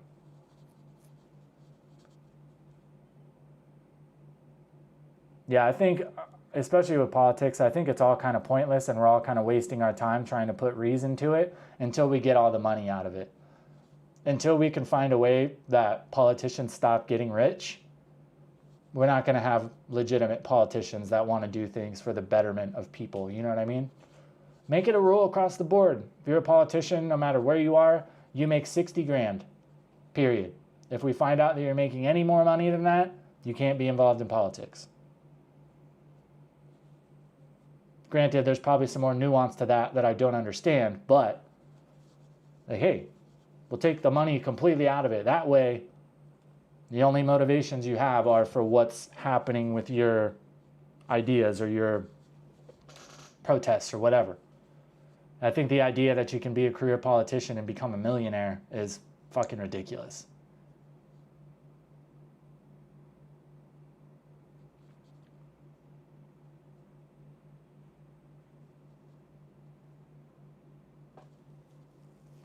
Find that you're careless about American politics now? No, I still keep up on American politics big time. Well, that's one thing you'll learn if you travel overseas or live overseas or whatever. You're always American. That will never go away. Like, I haven't lived in America for 3 years. I still got to pay taxes. I still got to do all that shit. America has influence all over the world. So whatever America's doing, a lot of the times, no matter where you are, you're going to feel that in some way. I think it's irresponsible to not pay attention to it. And of course, like, my family still lives in America, friends, I've still got people that I care about that live there, so I'm still keeping up with it. Do I keep up with it as much as I used to? Probably not. You can check out of it a bit, but not really.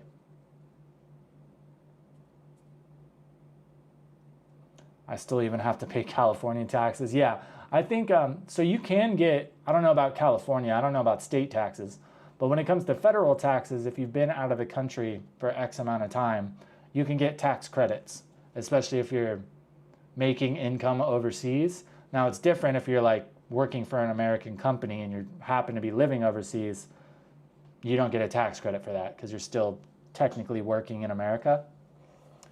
But if you're freelance and stuff like that, you can get a bunch of tax credits, which is what I'm doing this year. I think it's pretty big too. Like I think it's up to like 135,000, where if you can prove that you haven't lived in America for X amount of time, you can get a tax credit. Yeah, it's ridiculous that you have to pay state taxes. That doesn't make any fucking sense. Like I don't have to pay Arizona taxes.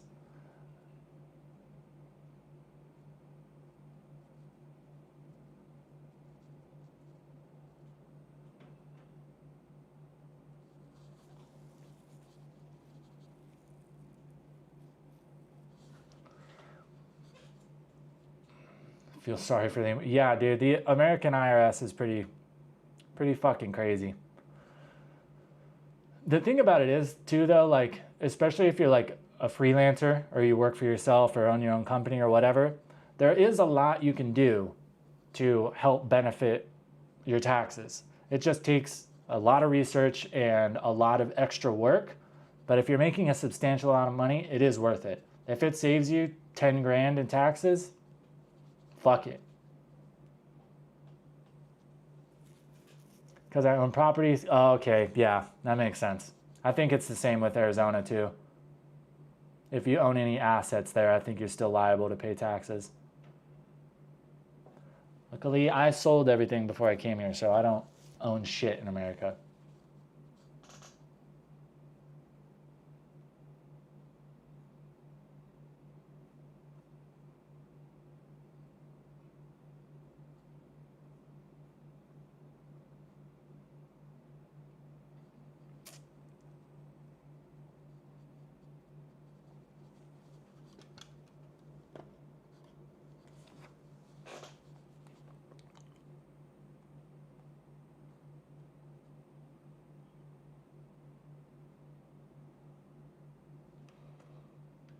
In commie Cali. Some of the stuff I like read about that's, you know, going on and some of the policies they have in California, I'm like, what the fuck? And it's a fucking shame because it's like, it's such a beautiful state and it's like, would be such a nice place to live if you didn't have to deal with so much bullshit. The big one that like turned me off right away was once they started doing all the emission shit. I was like, this is fucking ridiculous.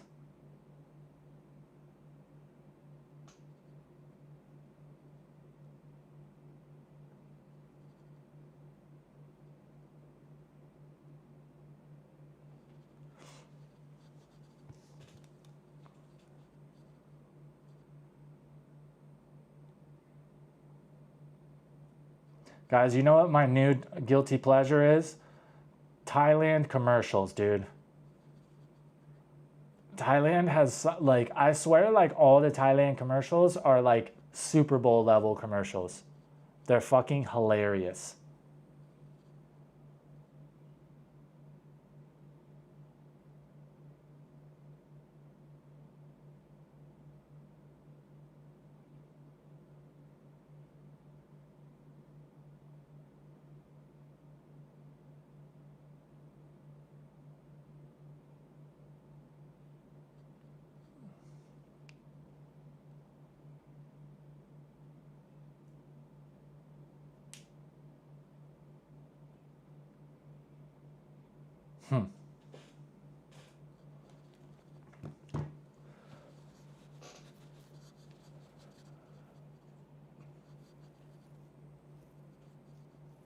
Thailand commercials are how the USA commercials used to be like in the 2000s, super fun and over the top, actually enjoyable. Yeah, they're fucking awesome.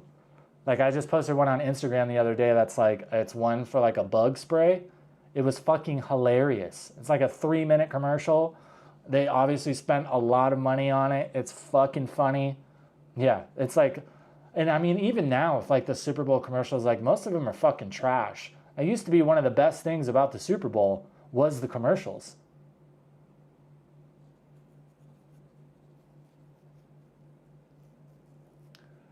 Bangkok Airways one. Yeah, dude, there's like this snack here called Snack Jacks. They're like corn chip or like corn snack things. You can get them at 7-Eleven. Theirs are hilarious. They've got like a running theme where like Snack Jack gives like little kids superpowers. There's like one with this little like fat Thai kid that can shoot fireballs out of his hand, and he's like going around his house like blowing up the chicken coop, and his mom's like pissing his mom off and she's yelling at him. There's another one with a little girl where every time she eats one, it like makes her levitate and like turn into a Super Saiyan, and she's just like going through school and like everybody's yelling at her. It's fucking hilarious, dude.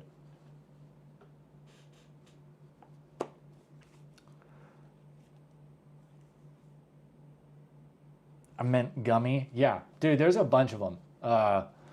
There was another one I posted the other day that was like for a insurance agency. Oh, dude, they're just good. They're clever, and like some of them you have. I love the ones where it's like it'll be a 3-minute commercial and you have no idea what it's about, and then the last like 5 seconds are relevant to what they're selling. Fucking great.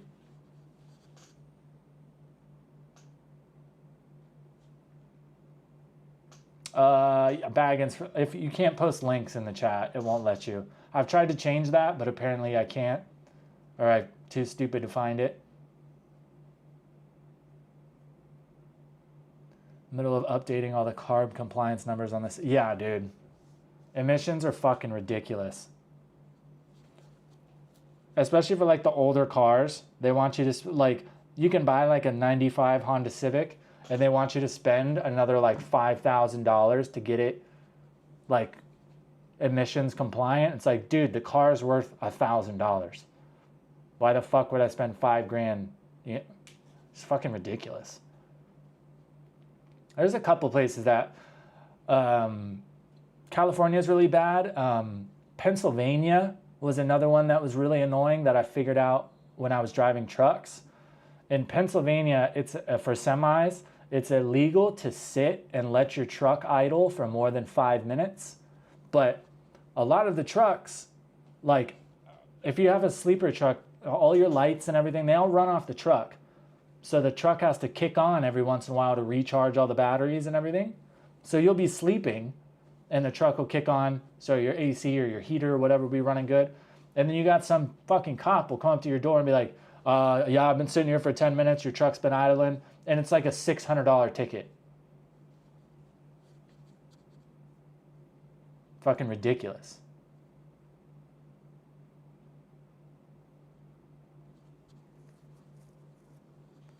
Pittsburgh represent. Yeah, dude, I'll tell you, like, when it comes to driving trucks, fuck Pennsylvania. There's nowhere to park. God forbid you got to go into Philly or Pittsburgh. All the roads are super fucking narrow. There's a shitload of low bridges. The cops, like, do not give a fuck. If you are driving and your clock runs out and you try to park somewhere on the side of the road or something, nope, you're getting woken up. You're getting a fat ass ticket.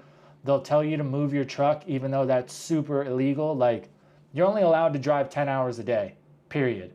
Once you hit that 10 hours, if you move the truck again before you take your 8-hour break, it like notifies like the, not the FFA or FAA, whatever the ones is for streets. Like pretty much the people in charge of roads all over America, because all of our trucks have sensors and GPS on them. So if you move it before you take that 8-hour break, it is a fat fucking ticket. It's like $1,500. You can lose your license, all kinds of crazy shit. And a cop will tell you to move. They're like, hey, blah, blah, blah, you got to move. You can't be here. I'm like, dude, I got 6 hours left on my break. I can't move the truck. And they'll literally try to get you. I just say, I'm not moving it. Like, you can call the highway authority, and the highway authority will come out and tell the cops to fuck off. Because they're federal, so they actually have more say. Yeah, fuck that. Fuck Pennsylvania.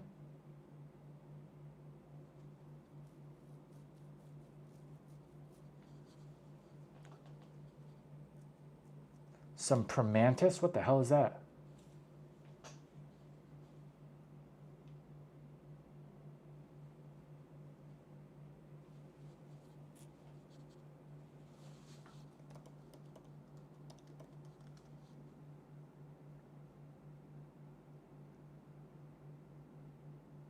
Oh, it's a restaurant?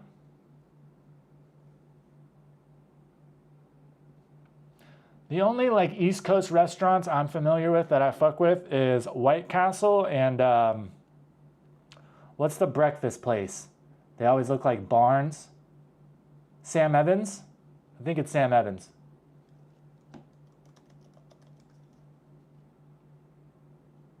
Am I retarded?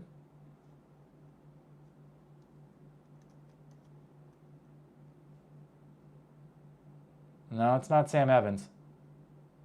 What you guys have to know what I'm talking about.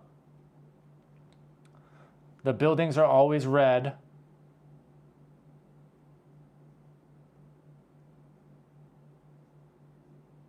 It's not coming up on Google. What the fuck is it?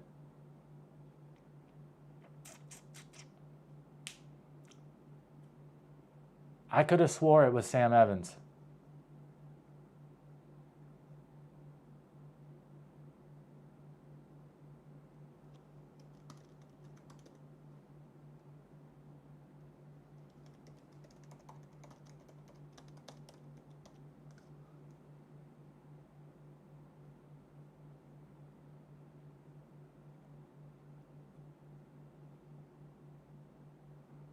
Fuck. I'll figure it out. It's like a yellow sign. I could have swore it was Sam Evans. East Coast, let's do chain.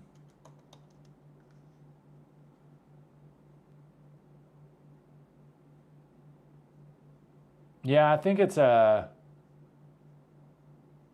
remember we used to go to them in Ohio.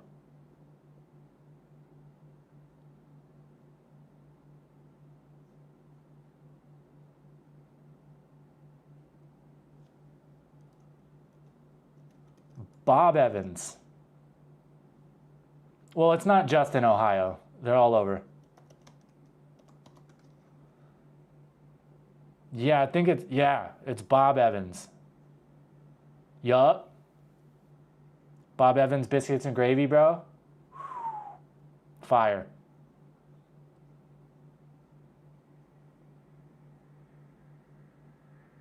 I guess they like rebranded. They always used to look like a barn. Now they just look like every other fucking restaurant. Yeah, dude. Bob Evans biscuits and gravy is smack. No, it's not fucking Cracker Barrel. Cracker Barrel, that's everywhere. We got that on the West Coast too. Not that I don't like Cracker Barrel, but what's with the 12 million bot being found and turned in? Dude, I just read that the other day too. I'm like, could you imagine? It's like 400 grand, dude. And he turned it in? Like, I was thinking about it. Like, would I turn that in? I guess it depends on where I found it. But if I found it, like, next to the trash, 100%, I'm keeping it. Then you start thinking about it, you were like, shit, well, what would you do with it? You couldn't, like, leave the country with 400 grand in cash. They're going to ask, what the fuck? You'd have to like deposit it slowly over time. Yeah, exactly. If it's in the trash, fair game. Like I wouldn't have turned it in. Fuck no. And then that lawyer has come forth and like claimed it and didn't realize it was gone. What the fuck has that lawyer been doing?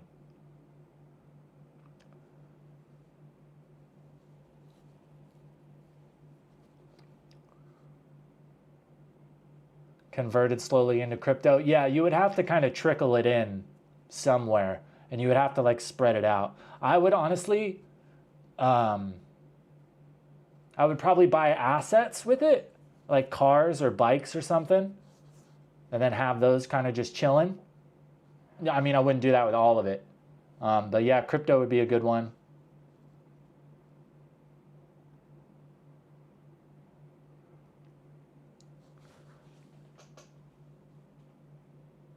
Yeah, you would have to find a way that's like where you could get assets with it that wouldn't like draw any attention. Like if it was me in my current situation and all of a sudden I just go out and like buy a club, it's very possible to be like, people be like, wait, where the fuck did you get money to buy an entire club?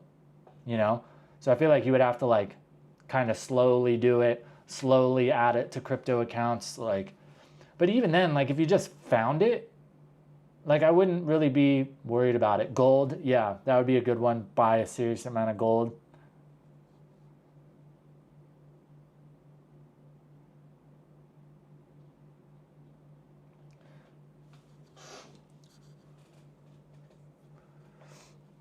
Problem is, if you pay insurance, they will get you. Yeah, but I mean, you could totally like register it legitimately. You would have to find a way to acquire assets reasonably. You know what I mean? Like, or you would have to spread it out. Like you could, but even then, like you haven't done anything. It's not like you stole it.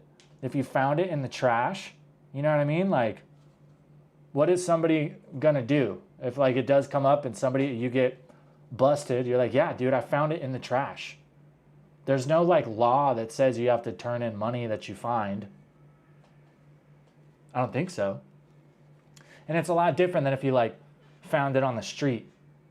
It's like, dude, yeah, I found this box in the trash. I was going to use the box for something. I opened it up, it was full of money. So yeah, I kept it.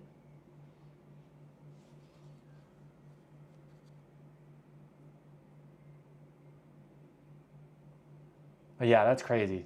12 million? Yeah, I was daydreaming about that. I'm like, fuck, dude, could you imagine if I found 12 mil, fucking 400 grand? Fuck. I'd be chilling. We'd be making some badass videos, that's for sure.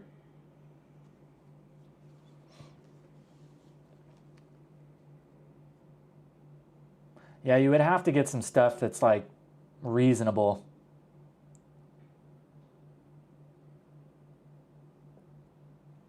If all of a sudden you're just like buying cars and shit. But I feel like too is like, especially if you're a foreigner here, I don't think there's going to be as much like heat. You know what I mean? If you were in America and all of a sudden you're buying houses or buying cars and shit, IRS is going to be like, we know how much you make. How are you buying all this shit? As opposed to here, like it's plenty reasonable for people to have savings and stuff overseas and then to buy stuff here.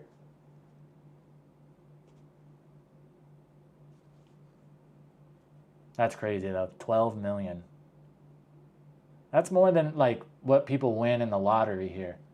That's crazy that somebody turned that in. I don't think I would have.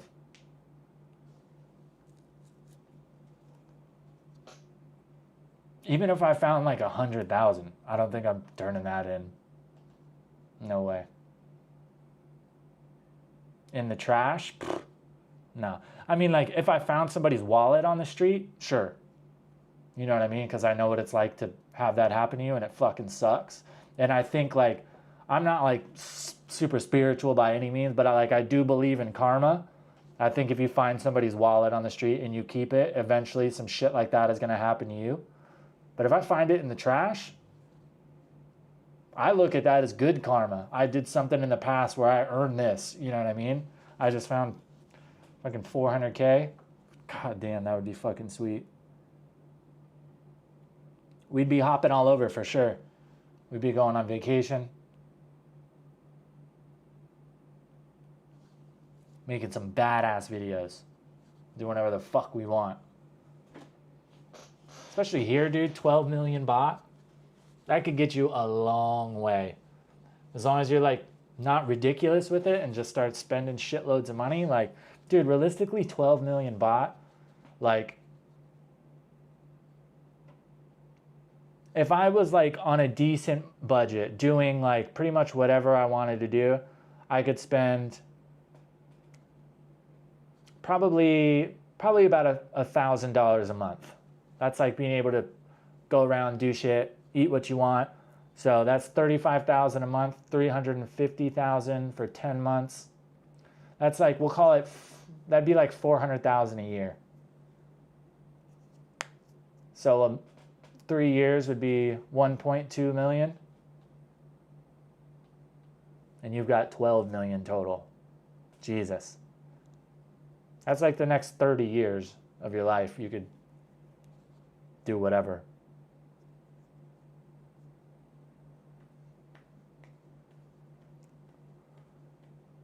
Might as well keep it all in for... Yeah, for sure. Like, there's no point. If you're going to keep any of it, you might as well just keep all of it. I'd have the sickest Honda Wave. Oh yeah, I would have a couple cool bikes for sure. I would have a 2-stroke. I'd have a big bike. I'd still have my Grom. I'm never fucking selling that thing. I'd have a dope D-Max. I would buy all that stuff and then just chill. And then slowly acquire more assets. Gold, you know what I mean? Ideally, I would be looking for a way to turn it into things that you couldn't refute were mine. So that way it does come up down the road. They're like, oh, blah, blah, blah. It's like, no, I have all this. What are you going to do? Send it to some of the family back home?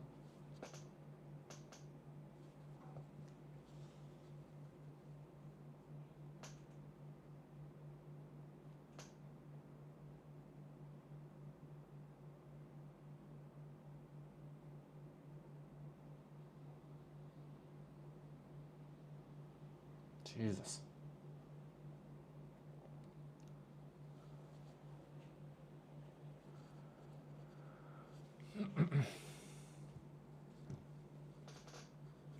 Noticed increase in hobo foreigners in Thailand. I've seen some more stories about it. A couple weeks ago, I had a white dude come up to me on the street and ask for food. Like, ask for money for food, which was fucking weird. I saw another story the other day of like, I think it was a Russian lady in Phuket or somewhere that was begging people for money. It's definitely become more of a thing, or it's being reported on more, but I feel like I've seen more of it. When I first got here, you didn't see homeless people at all. Like, you might see one or two every once in a while, and most of them were from like Myanmar, Cambodia. You never saw Thai people, and you really didn't see white people.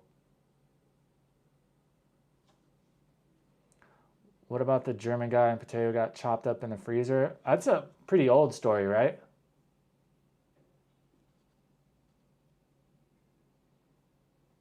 And he get like murdered by his business partner or something?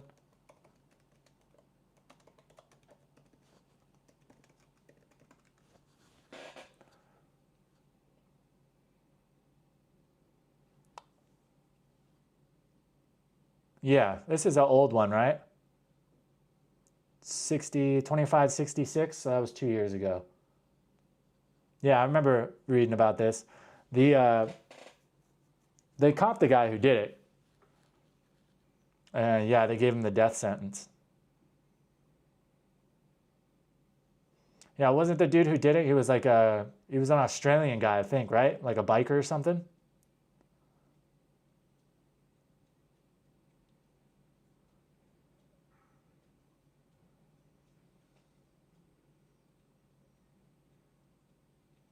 Yeah, I remember reading about this. Yeah, they caught everybody that did it. They gave the main guy the death sentence, and then 2 other people life. Or he's an outlaw, not a Hell's Angel.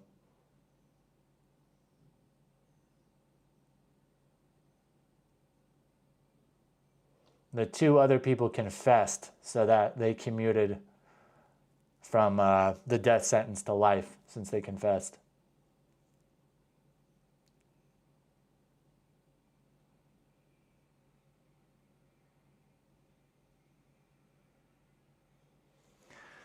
Yeah, they abducted him before transferring 3.35 million baht from. So they abducted and murdered this dude and chopped him up into pieces for 100 grand.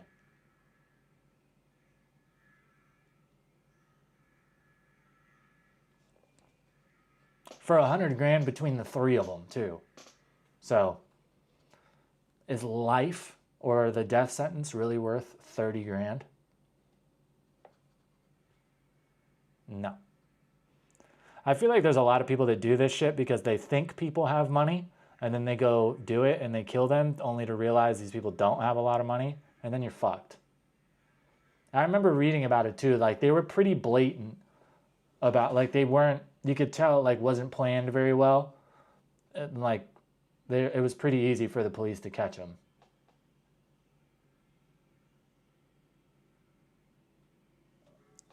Story with so many Indians traveling to Pattaya, even saw family walking through. Yeah, dude. I don't know why I see that all the time. You see it on Walking Street too. It'll be like midnight and there's families like walking their little kids down there. I'm like, fucking why? I don't get it. It's like, at least in Vegas, like in Vegas in America, there's things designed for kids. There's like really cool arcades and all kinds of like events and all kinds of other shit to do for kids to have fun. In Pattaya, not really. Like there's not a, besides like the mall. But yeah, I think it's just kind of irresponsible. But from what I understand, I think a lot of Indians come here because it's a pretty short flight.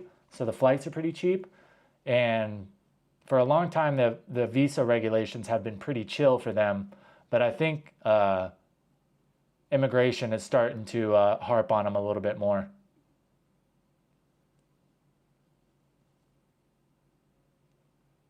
Now immigration is requiring for a bunch of different countries to get tourist visas. They have to submit like bank statements and stuff. They have to prove they have the money to travel, which is totally makes sense to me. If you're coming here and you're staying here for a month with $200, what the fuck is the point?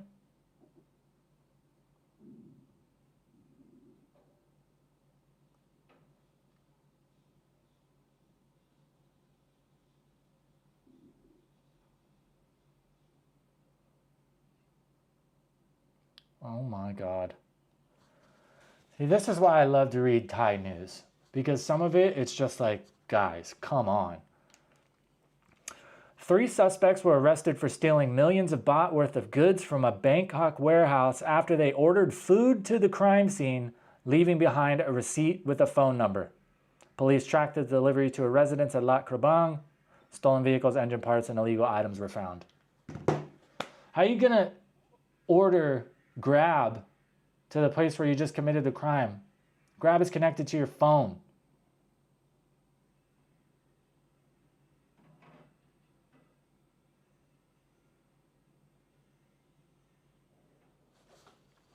I heard Indian companies do holidays to Pattaya in particular as a war. Yeah, I was reading some stuff that like some airlines were doing that too. It's like if you buy a ticket to Pattaya, or you buy a ticket to Thailand, it like includes a free bus ride to Pattaya and all kinds of shit.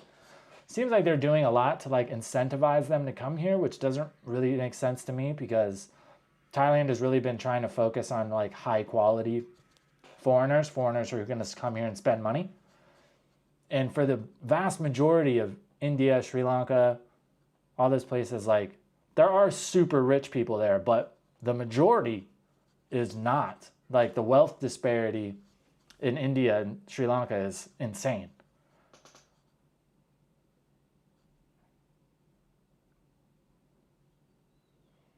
Nothing gets in the way of Thai. Yeah, dude, like come on, guys. Like you couldn't even wait till you get home to order food. You got to order it to the crime scene. And you did it with your phone. How do you think that's not going to be traceable? It's insane. It's insane. Or I love the ones where like somebody will steal something and then they'll run away on a bike and then just drive back to their house. And the cops are like, okay, they just follow the CCTV cameras all the way to their house. It's like, dude, you didn't think that they were just going to look at the cameras and follow you wherever you go? You got to do something to lose the cameras. Duh. You're not even going to switch bikes or change clothes or anything? Whatever, man.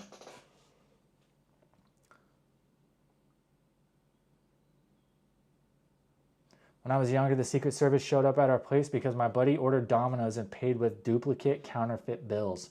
That's a big one. A lot of people don't realize like how much like if you're using fake bills in America, the feds will find you. Even if you use them overseas, like they'll put a hold on you. Like they'll get notifications like if somebody has used a counterfeit bill overseas, and then they'll issue a warrant in America. So if you try to come back in, they're like, oh, Hey, feds need to talk to you.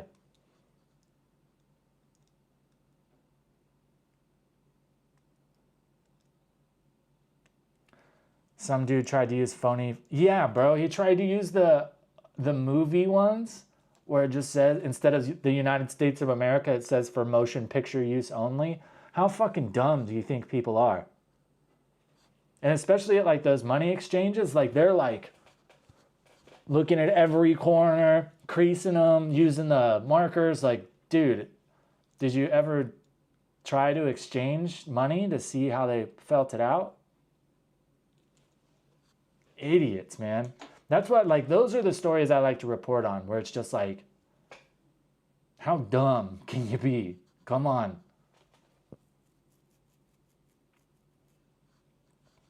It's the day I learned Secret Service. Yep, Secret Service handles counterfeits. There's quite a few things that Secret Service is in charge of.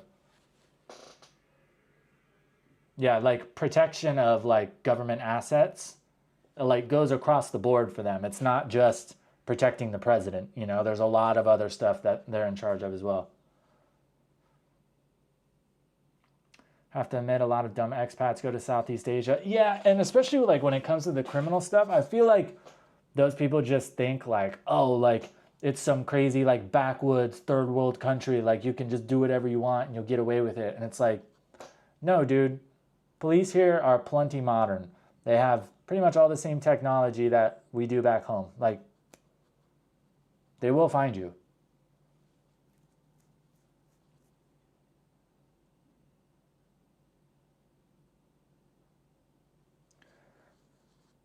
I have the same name as did a horrible crime. They only let me go when they compared grandfathers' names 48 hours in the airport. Jesus Christ.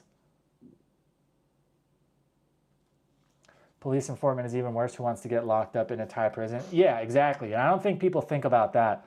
A lot of like, especially Americans for some reason, there's a lot of dumbasses that think like, oh, I'm American. That means I can only really get in trouble in America. So I can go to another country and America is going to make them send me back to America. It's like, dude, no. If you break a law in another country and you call the embassy, they're going to laugh at you. They'll be like, you broke the law. What the fuck do you want us to do? Have fun. The only time like the embassy will do anything for you is like if you've been wrongfully arrested for something, or like you're being targeted for something because you're American. And even then, it's not a guarantee. Like being American is not a get out of jail free card.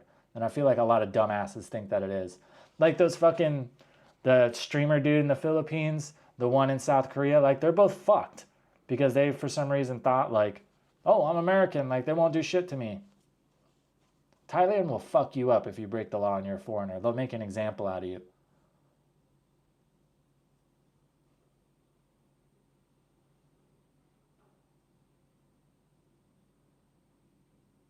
Thailand's dumbest criminals? Yeah, I could definitely make that a series. Yeah, it's like, initially, like, I was kind of torn about, like, making videos about, like, people committing crimes here. Because I don't want it to get misconstrued by, like, Thai people to... I don't want them to find a way to think that I'm, like, promoting that. You know what I mean? Or, like, have them think like I'm giving Thailand a bad name. You know what I mean? So I think it's a fine line. I got to be like careful how I do it. I got to make it very apparent that I'm like not supporting this, or I'm not like making these videos to like say like Thailand is shitty or Thailand's, you know, whatever. So I got to be like very conscious of how I'm portraying that stuff. I feel like I make it pretty apparent that like I'm laughing at these people for being stupid.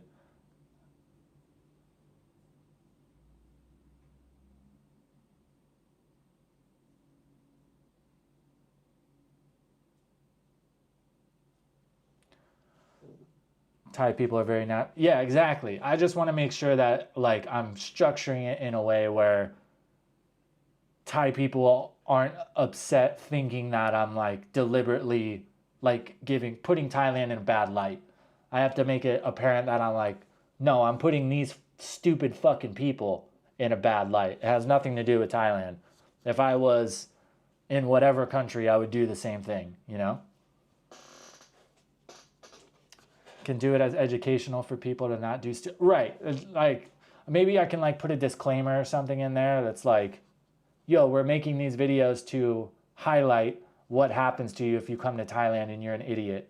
Thailand does not play games, and Thailand won't put up with criminal behavior. You know what I mean? Something like that. Just so it's like in black and white, like I'm not condoning this by any means.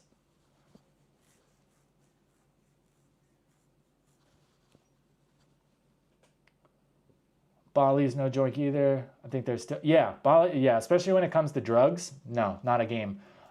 Anything, especially with certain drugs, it's like if you get caught, I know with heroin, I don't know if I can say that on YouTube. With heroin, if you get caught with anything more than 15 grams, you're up for the death penalty, which is crazy. Like 15 grams is a lot, but it's not like I'm from Arizona. I'm used to seeing like hundreds of pounds when people get busted.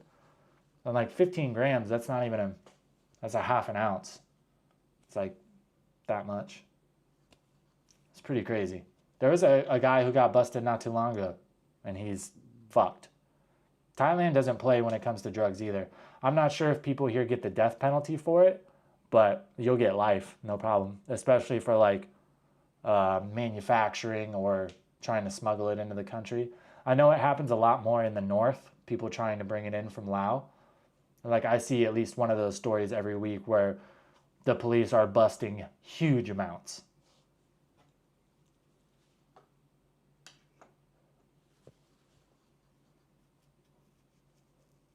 Bust today in Toronto, 1,000 pounds of blow. Jesus, somebody's pissed. Especially with blow, that is a lot of money. It's like 400 kilos. Yeah, that is a shitload of money.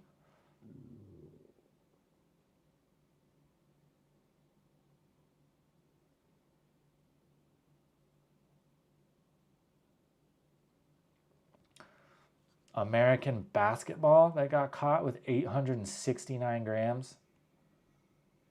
I don't think so. Some of the verbiage that these like news sites use for like weed and stuff, it's so ridiculous. It's like they try to like word it so it sounds so much worse. Like, yeah, smuggling is bad no matter what. If you're trying to smuggle weed into a country where it's not legal, yeah, that's terrible. But like they try to make it, or like they use the complete like scientific name to make it sound like a lot more scary. Like, dude, it's weed. You can just say it's weed.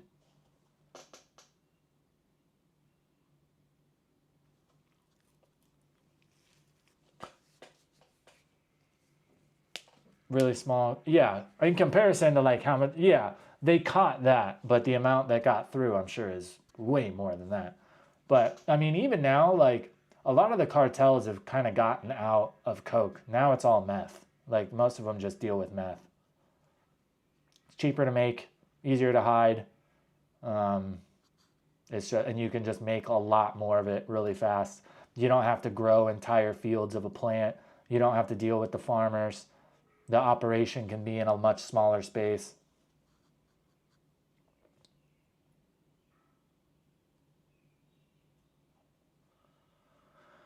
Putting people away for weed in Thailand, think they were executed. Yeah, I know. Like it's gone back and forth. That's why it was such a big deal when they legalized it here, because I mean, and everywhere else in Asia, that's a no-fly zone.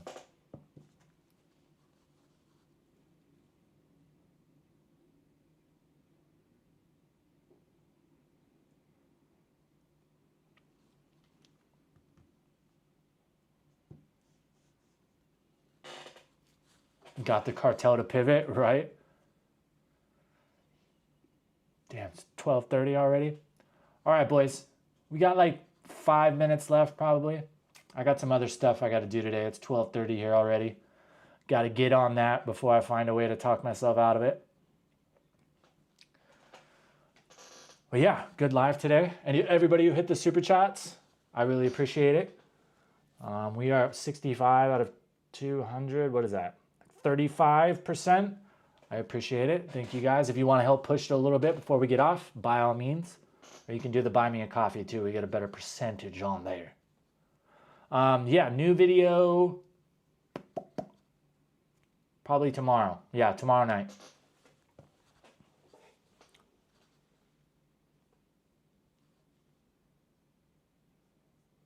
Rongo, we will see you later. Mr. Baggin, Steve-O, appreciate y'all. Dosery, but take care, check the feet always. What are we talking about? Are we talking about ladies of the night? Feet and hands, boys. Feet and hands. Dead giveaway every time.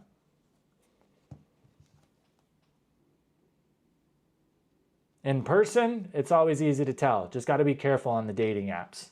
The filters and the angles will get you in a trap. I almost fell into one yesterday. It was pretty close. Good thing to always do, get the Instagram. The Instagram, more photos, usually a little bit easier to tell.